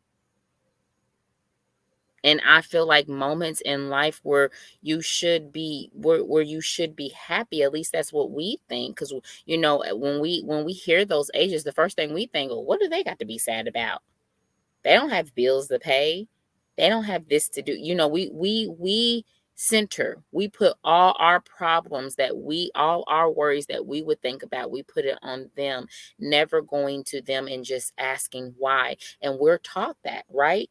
A lot of us that have been raised, we're taught, we're here, grandparents and stuff say, you don't have to go to that child and ask that child nothing. You don't have to talk to that child like that. That's a child, not an adult. The problem in that is, although that statement is true, they're not an adult, but why don't they deserve to be talked to? When was the last time that you guys, remodeled your home or painted a room and said, hey, son, or hey, daughter, do you like this color? Do you like these curtains? What you think about this lamp? You think we should put this carpet right here? Do you want this to be a sitting room where we come and talk and play cards? You like the dining room? Does it suit you? Do you think we would be able to have good family dinners here? We don't realize how much we exclude our children and treat them like puppets. Come with me. It's time for us to go to Auntie's house. Come with me. It's time for us to go do this and go do that. Not realizing that we never even ask them, do they want to do it? We just say, oh, they're going to do it. They're the child. They're going to listen. They're going to do it. I had them. They didn't have me.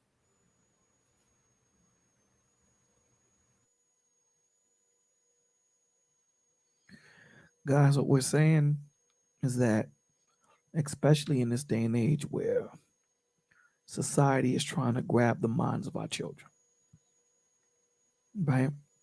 They should have a safe place to be able to converse and have a conversation. Sometimes they're gonna be embarrassed with the things that they do and the mistakes that they make. And they're gonna know that, dad is gonna be disappointed or whatever, but they should know that no matter what they do, you still love them. And understand their minds at 9. It doesn't think that deep. So they knowing that my father is going to love me even though I made this mistake should be paramount. We have Ricky Williams up in the place to be. Mr. Rick, what's going on, sir? You're on mute. You're on mute, sir. Hey, sir. And how you doing? What you have to add to this? I don't even know where to start, my brother. Any place. With our children, and what has taken them over to such an extent. I thought it was bad when I was young, but they have so many different entryways into this sexual marketplace. It's just crazy now. Somebody had posted on one of the chats. They were talking about the sites that you can get on your phone or any device for communication now, and that's just another way that the devil has access to them through those devices and through certain websites on those devices. And once we started making our kids not feel safe to be able to come to us and talk to us about anything and everything that was going on in their lives, that's when we started to lose them. My mother wasn't from the generation of communication, but we could talk. We understood each other. I always tried to leave the lines of communications open with my children forever. And I would tell them, no matter what's going on, let me know. I'd rather hear it from you than hear it from someone else. So we definitely have to start paying attention to them because they're the next generation. And if we don't, we're going to lose more than what we are losing today. And that's my fear. The numbers are astronomical. And we have to start somewhere if we want to keep our communities intact, if we want to keep our families intact, which will then keep our communities intact. But everything you said was absolutely true. And the simplicity of it, as hard as we try to make this, there's an easy solution to this, to the start at least. It starts at home. Correct. You know what I'm saying? It Yeah. starts at home because once these children know that they don't have a lot of communication with their parents, communication is going to find them. Because like you said, the phone, every kid has a phone. Every kid has a tablet. And I was watching a video on YouTube the other day where a kid couldn't be more than 9 months, 10 months, was unlocking the phone and getting to some place where it can watch YouTube cartoons. Mm-hmm. This is how much information. This is how you know that we're in the devil's time now, because he has access to everybody. So this is where, as parents, we need to buckle down and stop being so busy and start paying attention to our children.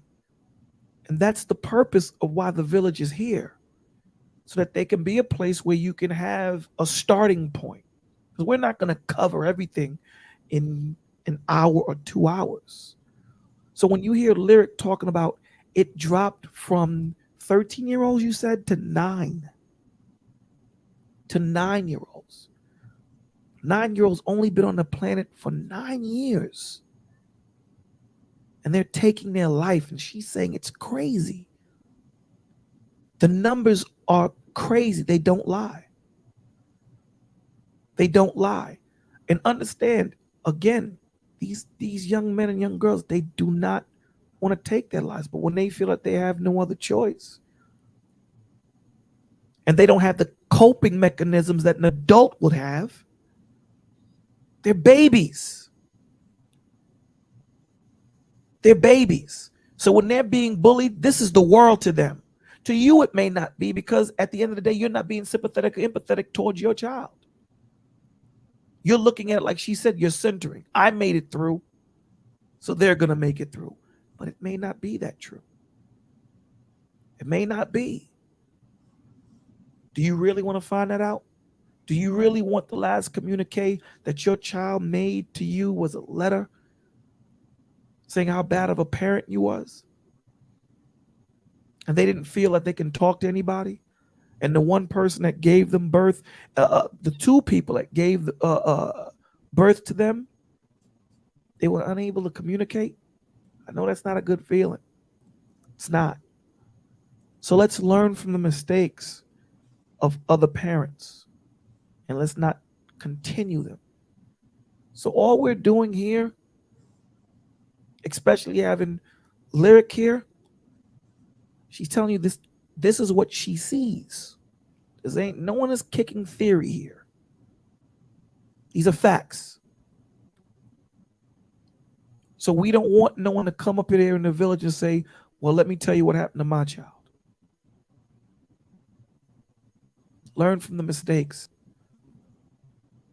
Please. What I'd be interested to know is how many parents are sitting down during the dinner hour, taking the phones away, including the parents' phones, putting them somewhere and actually having a conversation with their children. But how was your day? How did things go at school? And really not listening to respond, but listening to understand. And I think that would make a world of a difference with a child. If the child actually felt as though they were important enough for you to cut off what you would normally be doing, for you to cut off all communications with the outside world, just to listen to them and find out what's going on in their lives. And I'm pretty sure they would start to open up and give us a lot of tidbits of information that we probably had no clue about. Absolutely. Had no understanding that,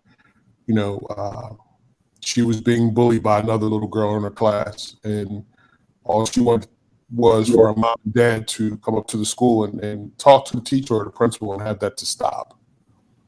And then she would realize that she was the most important thing to her father or to her mother, or he would realize the same thing. But we're caught up as adults in this world. I have to get to work. I have assignments that I need to be working on while I'm home. And we forget that when we were young, we were bullied. The difference is the bullying normally stopped once you left the school. With technology today, the bully continues when you're home, and other people join on to bully you if you become a target. So that's why it's very important for us to put those phones down, get away from the work, get away from the job. Because I believe ultimately, I've said this to my family, at the end of the day, no matter what jobs I've acquired and what titles I've had on those jobs aren't going to be there at the end of the day when I'm ready to close my eyes. The only people who are going to be there is my family. So I got to love my family more than I've ever loved my job. 100%. Because just to add to what you were saying pertaining to the bullying stops. Now the bullying ain't just in your neighborhood. It's global now. Now you getting bullied in people in Bangladesh, and you live in Flatbush, Brooklyn, because of this technology that we have, this information age. So it's global. So imagine what your child is going through. And here's the bigger thing of all of it. Your children do not have the coping mechanism to even think about tomorrow. They're thinking about today. They don't think this is their world right now. This is what's going on. They're not thinking about tomorrow. These kids, you're going to grow up and they're not thinking about that. They're thinking about now.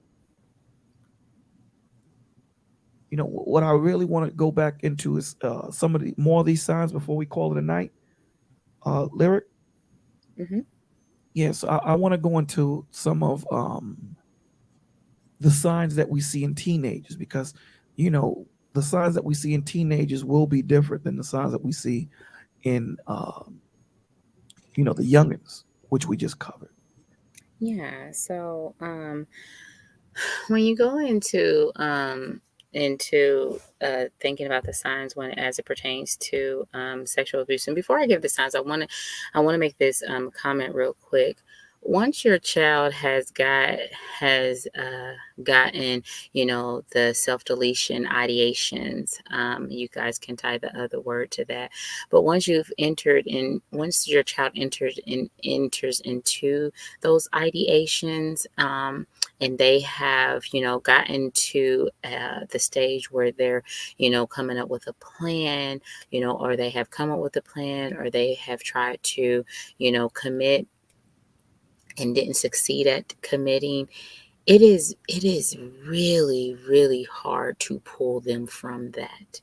um it's really hard, because it kind of just gets a hold of them and it doesn't let go. And it is very true, we live in an era now where it's very, very hard for them to run from things.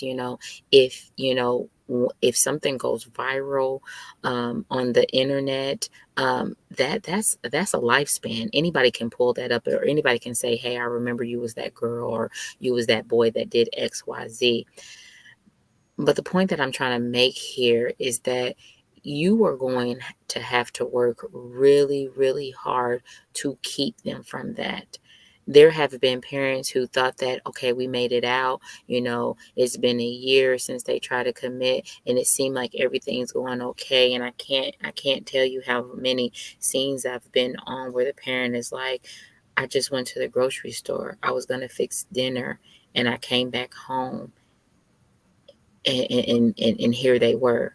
So that 30 minutes to an hour that you was gone at the store, everything seemed fine, hunky-dory. You guys were going to eat later. You have to stay in constant communication, and you have to know where they are mentally all the time, because this is now like, I'm probably going to use the wrong word here, but this is now like I won't even use it. I won't even say it. But this is now their holding, and you have to find a way to break that holding. And it's going to be really, really hard, because sometimes you think that you're out of the hot seat. You think that they're out of that hot water, and then they're not. You think everything's okay, and then it's not. So there's a lot to pay attention to, once you have entered into that world. So sorry about that. No, And I, you're good. Let me just say this, and then you can rock, Ricky. Um, I think everyone knows why, it was put on my heart to start the channel. I had my son's young friend who used to come over the house all the time, and we would talk, him and I. We would have conversation. We would sit down. We would build. I thought everything was good. My son thought everything was good. We would sit down and have conversations, and as he would go upstairs to my son's room, and they would play Xbox or PlayStation. Before he got up, like, you good, man? He'd be like, yeah, Pops, I'm good. Everyone called me Pops. I'm like, all right, bro, you sure?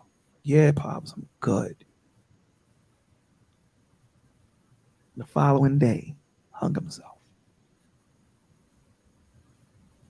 And you want to pay attention if they've had ideations, if they talk about it, you have to pay attention to that, because they'll say their goodbyes, but they say their goodbyes in a way where you think that everything is okay, and you're just like, oh, okay. But they make sure that they spend time with everybody that they feel like was there for them a little bit. you know you might not be able to bring them out all the way, but they felt like you was there for a little bit, so they're going to make sure that they say goodbye to you. And things like Bolo just stated, they'll happen. They'll come and spend time with you, and then you're left wondering what happened. And at times, they leave those letters behind, and at times they don't. So you always have that question. But like I said, checking their mental state all the time, because a lot of the times they're looking for certain words to be said or certain questions to be asked. They truly, truly are. They're looking for you to just look them dead in the eye and say, seriously, are you okay? And not hide what they did. Sometimes they're looking for it to be brought back up. I know last year you was suffering through this, and you did this and you didn't succeed at it, but how do you feel now? And they want you to give them that okay to say, I didn't exceed at it, but it made me really mad that I didn't succeed at it, because I still don't understand why I'm here. I don't want to be here. And so the conversations are really, really hard, and it can hurt, because we as people, when we hear things like this, we hear, well, what did I do wrong? What did I do wrong to make you not want to be here? Absolutely. Not Absolutely. realizing that it's not about us. It's about them. And we cannot fix them. The only thing that we can do is to try to make sure that we, like Ricky said, that we make them understand, how important they are to us. And I'm very sorry to say this, sometimes that's still not enough, because sometimes their mental state and where they're at in life has gone too far. And so no matter how much we try to push that importance, we're going to have to, insert prayer, guys. So these channels to me, I'm going to try not to cry. You guys know that I'm like a sap. So these channels to me are very, very important, because we don't pray enough. We talk about prayer, and we talk about where we're supposed to be spiritually, and not realizing that we don't assert that footing. And when we are praying, we're praying these really, really selfish prayers. I'm so sorry, you guys. We're praying these really, really selfish prayers, not realizing that the enemy has run rampant on our children, and he has taken them over, because he realizes that he can get to them, because we're not paying attention, and we're so caught up in ourselves. Facts. If I can be a little personal, Of course. when I was 11 years old, I lost my father. And he was a truck driver and he had an accident. And after his loss, I felt like my whole world had completely disintegrated, to the point that I had completely shut down. My mother was at her wit's end on trying to get me to talk again. I didn't want to go to school. I just walled myself off completely from everybody, emotionally, physically. And it wasn't until I think she wanted to try to take me to see a psychologist or something like that at the moment. I met a nurse who worked in the doctor's office, and she had lost her father. And she could understand what I was dealing with and where I was. And she could empathize with my position, and she gave me an understanding that it was a major loss, but you can get up and you can move forward. Without that nurse that day, I don't know how far I would have gone. And what I've learned my 22 years of law enforcement is, not only when people get to that end, they just want the pain to stop. They want the hurting to stop. And which is what I wanted. I wanted information from God, because I couldn't understand why he had taken my father. And then the pain that brought about, I wanted to stop, but I also wanted some information on why I was hurting so bad. So a lot of these kids get to a point and they just want the pain to stop. It's not physical pain, but it's emotional pain. I think is worse than physical pain, because if I cut my finger within a few weeks, it'll heal. I can't say that with emotional or what's going on in your mind on the inside. To me, that's worse, Yeah, but because you don't think that will ever heal. physical pain, it's common sense in most situations on how to stop the bleeding. When it's mental, emotional, it's a lot harder to figure out the coping mechanisms to get you to that point. And like you said, it's not that they want to self-delete. They just want the pain to stop. And if they don't have the coping mechanism, and if they don't have that line of communications with a parent, because optimally you're going to think that the one person I can trust is a sibling, is my mom, is my dad, is my uncle, is my brother, is my sister. If I don't have that available, This is supposed to be automatic. Automatic, I'm supposed to be able to trust my mom, trust my dad. That's automatic. There shouldn't be a thought process to that. But if they don't have that and they're left to their own vices, again, 9. They're not going into deep thought. They're 9. They're 9. What do you think they're going to do? As adults, we have these problems. right. We use other coping mechanisms. We use alcohol. We use drugs. We use different physical activities to try to help us. But we can rationalize some things. But when you're 7, 8, 9 years old, you can't rationalize these things that are going on with you. You don't understand them. Like you said, they become your world. They're bigger than everything else that's going on in the world. That's everything that's going on with them. You know, I mean, I know that this is not an easy topic to talk about. You know, the crazy thing is we talk about it, right? We have Ricky Williams up here, myself. You know, we go through these experiences once in a lifetime. You know, Lyric sees this day in and day out. So to have her information readily available is so important and so God blessed, where she's able to give you this information because this is what she does. Guys, I don't know how, where else to get the information from if we're getting it from, forgive me, the horse's mouth. We're getting it from the horse's mouth, the person that sees these bodies. Bodies.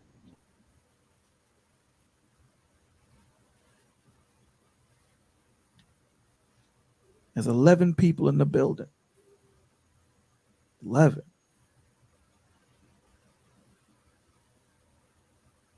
This is how important, you know, we have to see what's going on around us. We have to see. I guarantee if we were talking about men versus women, we'd have 100 million people in the building. We're talking about our children. Our children. And then we ask, where was this information at? How come no one helped? How come no one seen? Don't say the information wasn't there. If you look in the description, there's over 13 numbers that are free, that are ready to help you. Bigger than that. We have a person that does this daily here. Every day. Every day. Available. We have a young man, Ricky Williams, 20 years in law enforcement. Don't say the information isn't available, man. Please don't. Please don't. And this is something that, you know, Lyric has been saying, I have been saying, Anthony has been saying, and all those that grace the stage have been saying for over a year. The symptoms and the things that we should look for.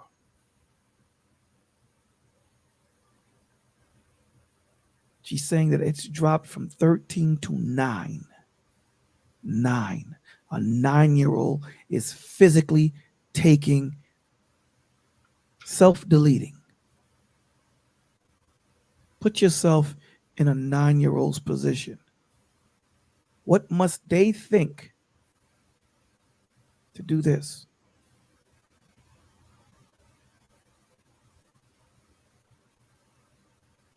Unsafe,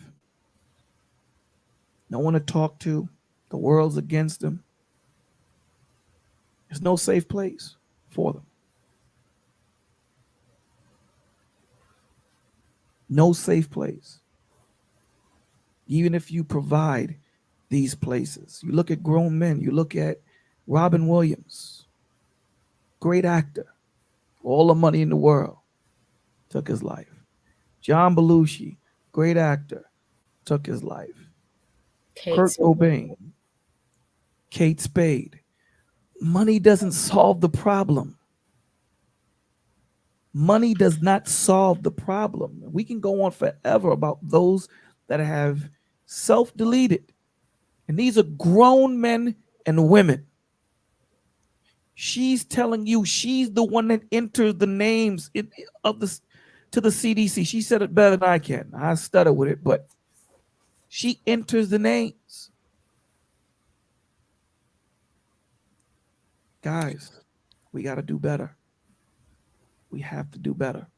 And I'm telling you, communication is such the key, and it does, and this is one of the things that don't, you can't narrow it down to a gender or a community, or it is very, very prevalent in high society, with a lot of people that you would think have it all. I will never forget. A story, where a woman, to me, she was a young mom, and she had several children, I think about 6, and her daughter was 9. And she, I think the little girl just wanted to just be her own a person. Again, guys, communication is the key. And her little self left a letter behind, but she was tired of doing everything. She was the second oldest, but she was the oldest girl, so a lot of changing diapers for her, and watching siblings and keeping siblings quiet for mom, and she didn't want to do it anymore. And yep, 9 years old. And so she, took herself out, and the mom was hurt, extremely hurt. You could tell she loved her child. And she just wanted to blame everybody else. She thought that someone talked her into it. But the little girl's letter spoke for itself. And I know, although that's very painful, I think we forget that our children are individuals, and we put things on them that they didn't ask to be put on. They didn't even ask to be brought here. We forget about that. And when they come here, everything is new to them. We forget that too. This world is new to them. We are putting them in a place where they don't know what's going on unless we tell them. We feed them the information that they have, and then they grow that information from there. And so if we're showing them at a very, very young age that you got to be responsible for this, and you got to be responsible for that, and you don't get a voice, and you got to do what I say, come this, come that. Who wants to live in a world like that? Who wants to live? Well, I don't. I don't want to be new here and then have all these responsibilities and never get to breathe. And I can't even come to you and tell you I don't want to do this, because I'm going to get in trouble if I tell you that. We have to be careful. We have to be careful. We have to be mindful. We have to be open. We have to be attentive. This is the time. We link everything back to the scriptures, and we Ephesians 6:12 is very paramount, very important. Put on the whole arm of the Lord to withstand the wiles of Satan, the trickery, the games that he will play. He'll make you think that you have all these different things. If anything, what's more important than your children? I understand, what Ricky said was so paramount, so important. That sometimes work seems important, but what's more important than your legacy, your children? These little lives that the Lord gave you stewardship over to guide. What's more important?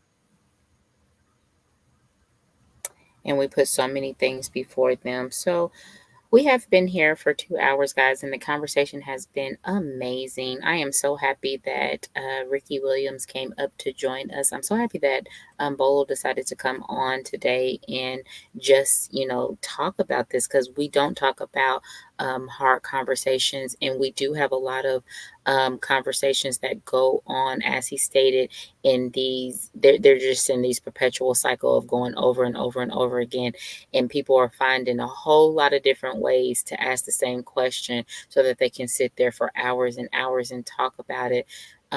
Meanwhile, never understanding what resolve is, or even wanting resolve, because we're not going to solve any issues or get anything done if we sit hours on a stream talking about it. You do have to disperse yourself in the community and work from there and begin doing things. And a lot of the things start right inside your home, at your front door.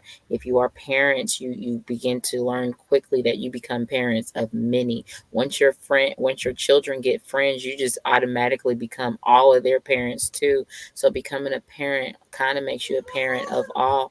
And a lot of these things that you could do to help can start right inside your home first. I'm right here. Sorry, guys. Now you good. So guys, listen, let's just run through some of the signs that to look for. And there's a plethora of other things. Lyric said, I'm just giving you textbook, but there's so many other things that you can look for, right? So um sexual abuse in teenagers looks a little different than it does in children.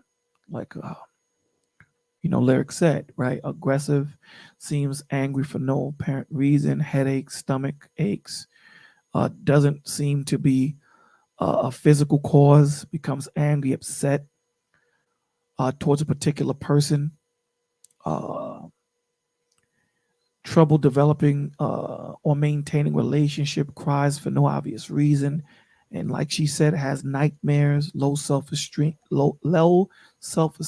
confused about their sexuality, is Yeah. dressing different, shoes, bags, jewelry, electronics from an unknown source, is showing problematic sexual behavior, including getting involved in risky sexual behaviors, starts to have problems with alcohol or other drugs, driving erratically, is cutting themselves or self harming in other ways, spending a lot of online and secretive about online communications, eating more or less, has problems sleeping. There are so many. Spending. Let me give you some non-textbook ones Okay, real. yes, please.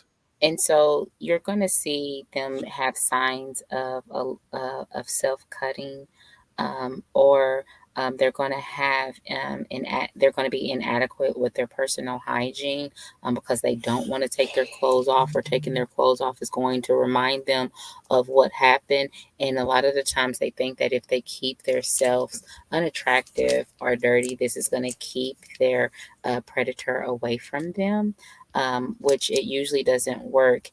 If they show signs of sexual promiscuity, because a lot of them will become, hypersexual. And you'll start seeing them engaging in acts with other teenagers, or they may become the predator, the aggressor towards smaller children. And I mean really small, so 2 and 3. So if you start, if you start seeing them want to walk, a 3-year-old cousin or sibling off, and they've never done this with them before, and they always want to get that child by themselves, you really, really want to look into that and make sure that they're not touching that child, because a lot of the times that can happen if they never suffered with anxiety or depression before, and they're now starting to do that. It's getting harder for you to wake them up and get them out of the bed and get them to join the family groups and getting them to do things with family. Those are really heavy signs that they're probably going through or experiencing something. They can become kind of aggressive toward predator, but it always doesn't seem to work. If they're showing signs of, being very, very combative with their adult, and you're thinking why, you might kind of want to look into that. Especially if the adult gets to a point where they're whispering in their ear and walking them away, then that's something to pay attention to, that dynamic, because then that's a telltale sign that adult has a hold on them. But you want to find out what that hold over them is for. And then if they kind of fear any intimacy or closeness with you, if once upon a time they were okay with you giving them hugs or giving them kisses or touching their hands, and they kind of shy away from that, you always just want to find a way to ask why or what's going on. And then a lot of the time in teenagers, they can begin compulsive eating. So if you catch them eating really, really late at night, and it's just a lot, that's a sign that sexual abuse might be going on, or they're suffering through a trauma that they just can't deal with. So, guys, look at this in the replay. And this, again, we're not covering everything. We're giving you a direction, so you guys can understand that it is very important to talk to your children. It's very important to look at these signs. It is very important that we leave the communication door open and stop thinking about just us. Especially, we always like to talk about being kings and being dictators and being czars and being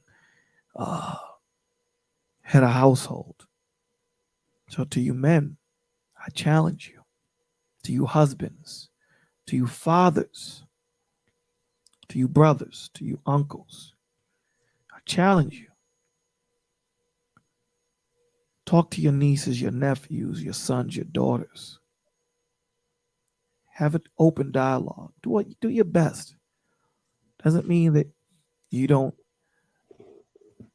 tell them, that you change what your dynamic of your relationship with your child is. You're still father, you're still daddy, you're still pops, whatever he calls you. But make yourself approachable. It's hard.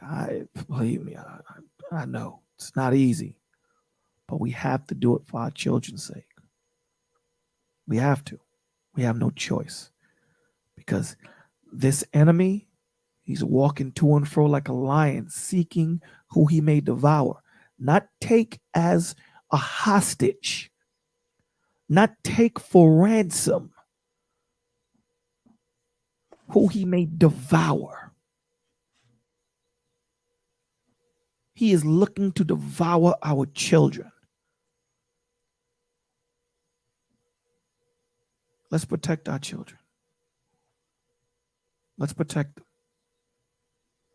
I don't know if you have anything else you want to add, Mr. Ricky Williams.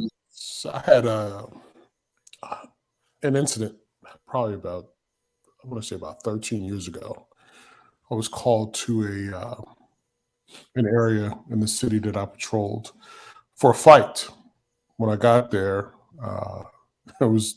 seemed like half of the block was jumping on this one gentleman. I get out and I stop the physical assault on the gentleman. What I come to find out was that gentleman, the reason they were assaulting him was because a young lady who was in her mid-20s had just told her family that when she was a young lady, little girl, that he had assaulted her. So, and I think this occurred when she was about 6 or 7 years old. Like I said, at this time, she was in her mid-20s. And she had held on to that secret for that long before she told her family. So, just because you have family members who you think you should be able to trust, or friends that you think you should be able to trust, be very mindful of who you have around your children. And understand that they won't always let you know at that time, maybe when it's going on. Because like I said, this young lady had held on it for probably about 18 or 19 years before she actually told her family what had happened. So it's real. It's out there. And like you said, we as men have to be mindful that we are the first line of protection for our children. And we got to pay attention to what's going on, who they're with, who they're around. And like Lyric says, when their behavior starts to change a little bit from what we're accustomed to, we need to be very astute and pick up on that. Because that one little clue might be missing a whole lot.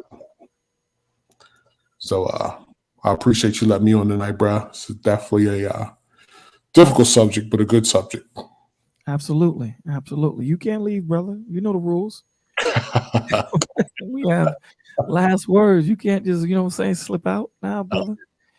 Do you have anything you want to add before we send up this prayer? Is that for me or for Lyric? Okay. That's for Lyric. Lyric? I just want to thank everybody for, coming here tonight and having this, really uncomfortable conversation with us, and just jumping right in and being okay with, not only listening, but participating in the conversation. I hope that everyone was able to grab some really good tools and take them and start to use them to just relearn your children, because a lot of times we think we know, but we don't. Also, don't forget to use the hotline. Don't forget to use the text to talk. And also, don't forget to give Mr. Ricky a really, really big applause for not only coming up here and sharing his story, but also giving you guys some amazing tools to use as well. Ricky Williams gets the ding. Thank you. Lyric, what Psalms?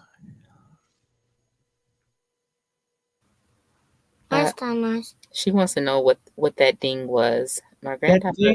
That ding is, we give that ding when something good happens. We give the ding. What did something good happen? You think something good happened? Mm-hmm. You do. So let's give it a ding. Do you want a ding?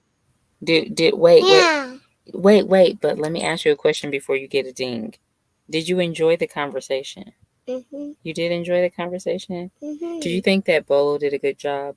Yeah. Do you think that Mr. Ricky did a good job? Mm-hmm. Awesome. Okay. You get a ding and a boom. Maybe that boom was too much. I think it was too much. I'm sorry. Obviously not. She thinks the boom is funny. All right.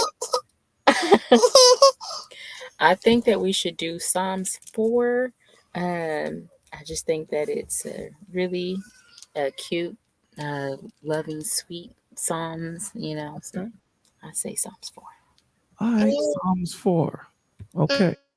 Psalms 4 it is. Hear me when I call, O God, my righteousness.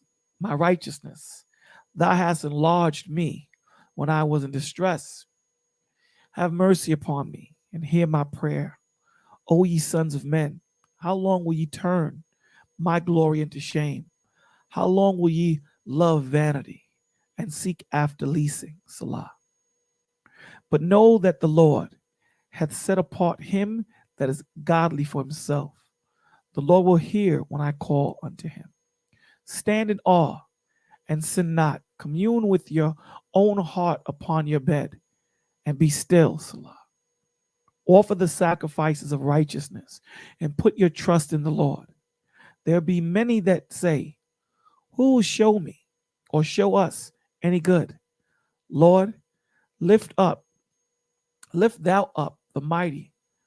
Lift thou up the light of thy countenance upon us. Thou hast put gladness in my heart, more than in the time that their corn and their wine increased. I will both lay down in peace and sleep, For thou, Lord, only makest me dwell in safety. Lord God, thank you for allowing us to come together. Thank you for allowing us to praise your name. Thank you for allowing us to get this information out so that we can help those parents that need this help. For we are your children, and we acknowledge that we are nothing without you. We ask you, as we open up our mind, bodies, and souls and spirit, that you take your miraculous hand, wonderful hands, and mold us into the men and women that you need us to be, and help us to be those images, those living testimonies to those that need to hear it. Let us not be afraid. Let us not walk in fear, but cry aloud in the glory of the Lord, so that we may be able to let our children know, to let the village know that you can make it through this. And I am your living image, your living testimony, your living ark. Lord God, we are going to mention some names. We ask that you please protect them, their families. We ask you that you give them travel mercy. We ask if they are sick, that you encamp your angels around their sick and give them strength. And all those that search for you in truth, wisdom, understanding, but most of all, love.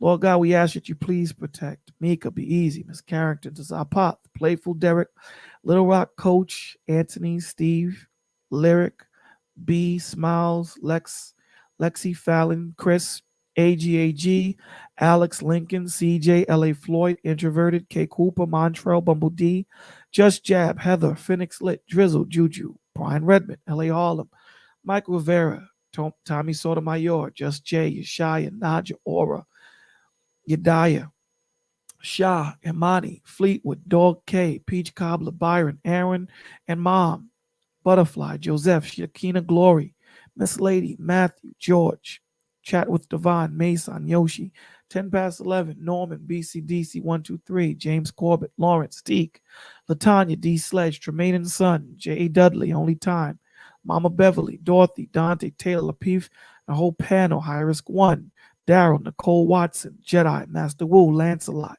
Miss M, Rochelle Halliburton, Definite G, Slim, 611, Mr.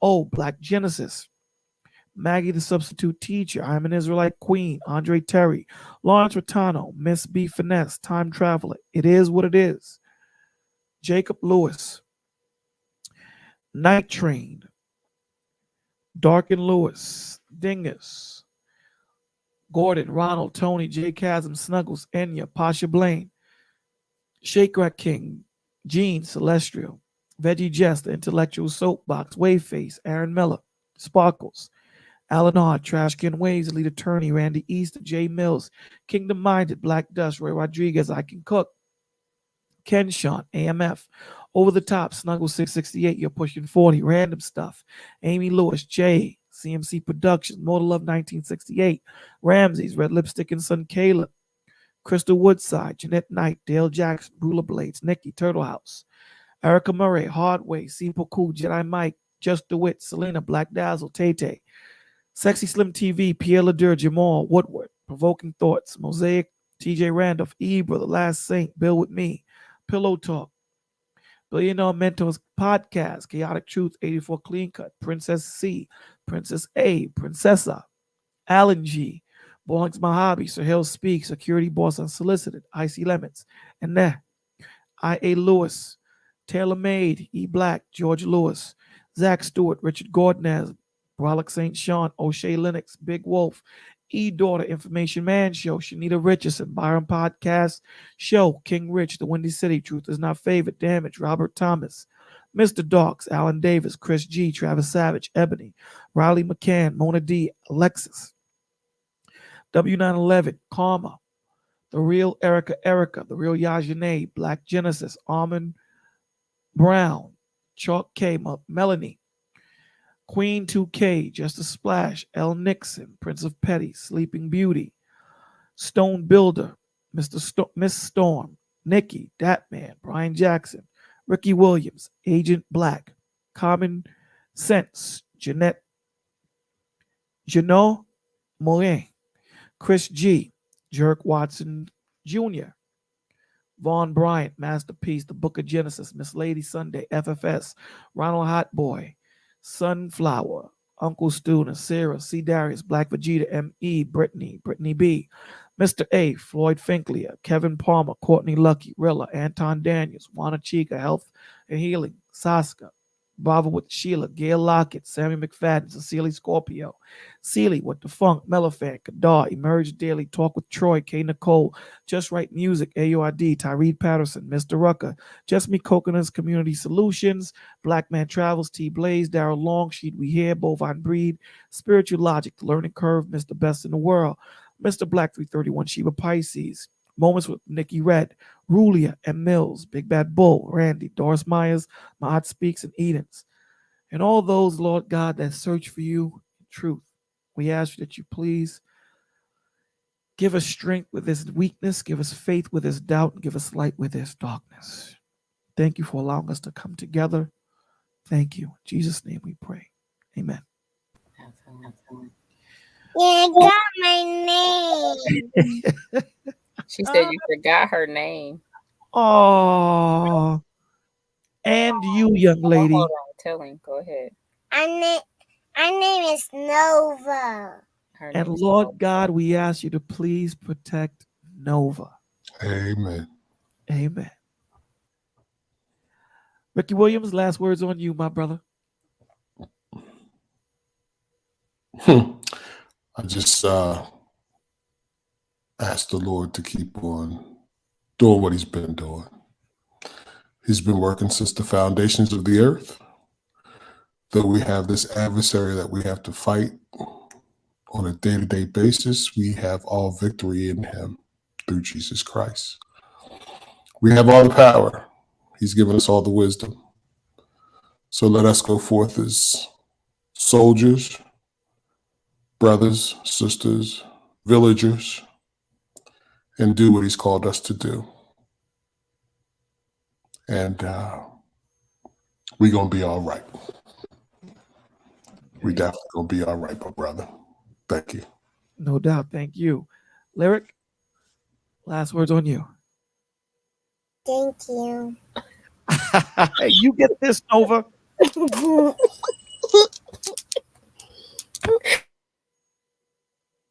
That's it? That was your word?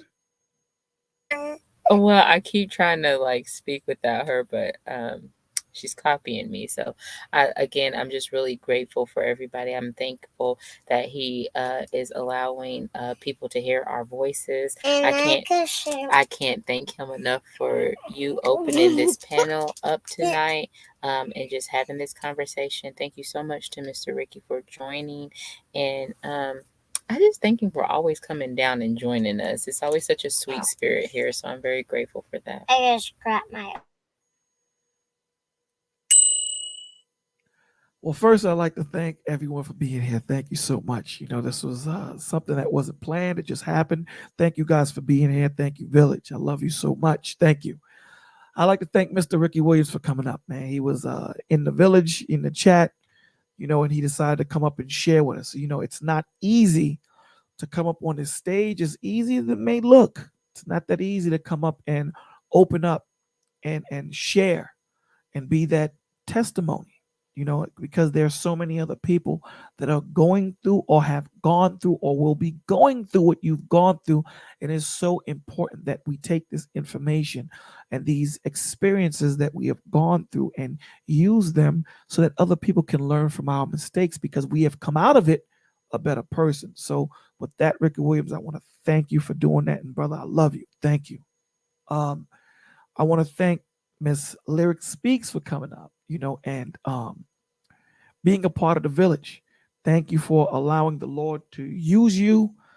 And I'd like to thank Nova for being a part of the Village. And thank you for the Lord allowing the Lord to use you and come up here and give us this information that we need. You know, we need to hear as parents. We need to hear this as brothers, as fathers, sisters, mothers. We need to hear this. And as hard as it is, and again, this video might get struck down for some of the words that we used. So as long as it's up, guys, please don't be afraid. If you see something, say something. All of the numbers are in the description. Please use it. Or you can use the number for the village, 347-394-5954. Please. Okay, guys. We are all they got. We are all they got. So, Lyric, I love you for that. Thank you for being up here, Village. I love you. Ricky Williams, I love you guys. I just want to thank you guys, man. Lord willing, you guys will be with us tomorrow morning for the read. We're in Esther. It's a good thing, man. We're reading the book. We're getting our eyes off of the movies and off of the he say, she say thing, and we're actually reading the book ourselves. So with that being said, guys, have a blessed night, and Lord willing, we'll see you in the morning. Good night, guys. Love you all.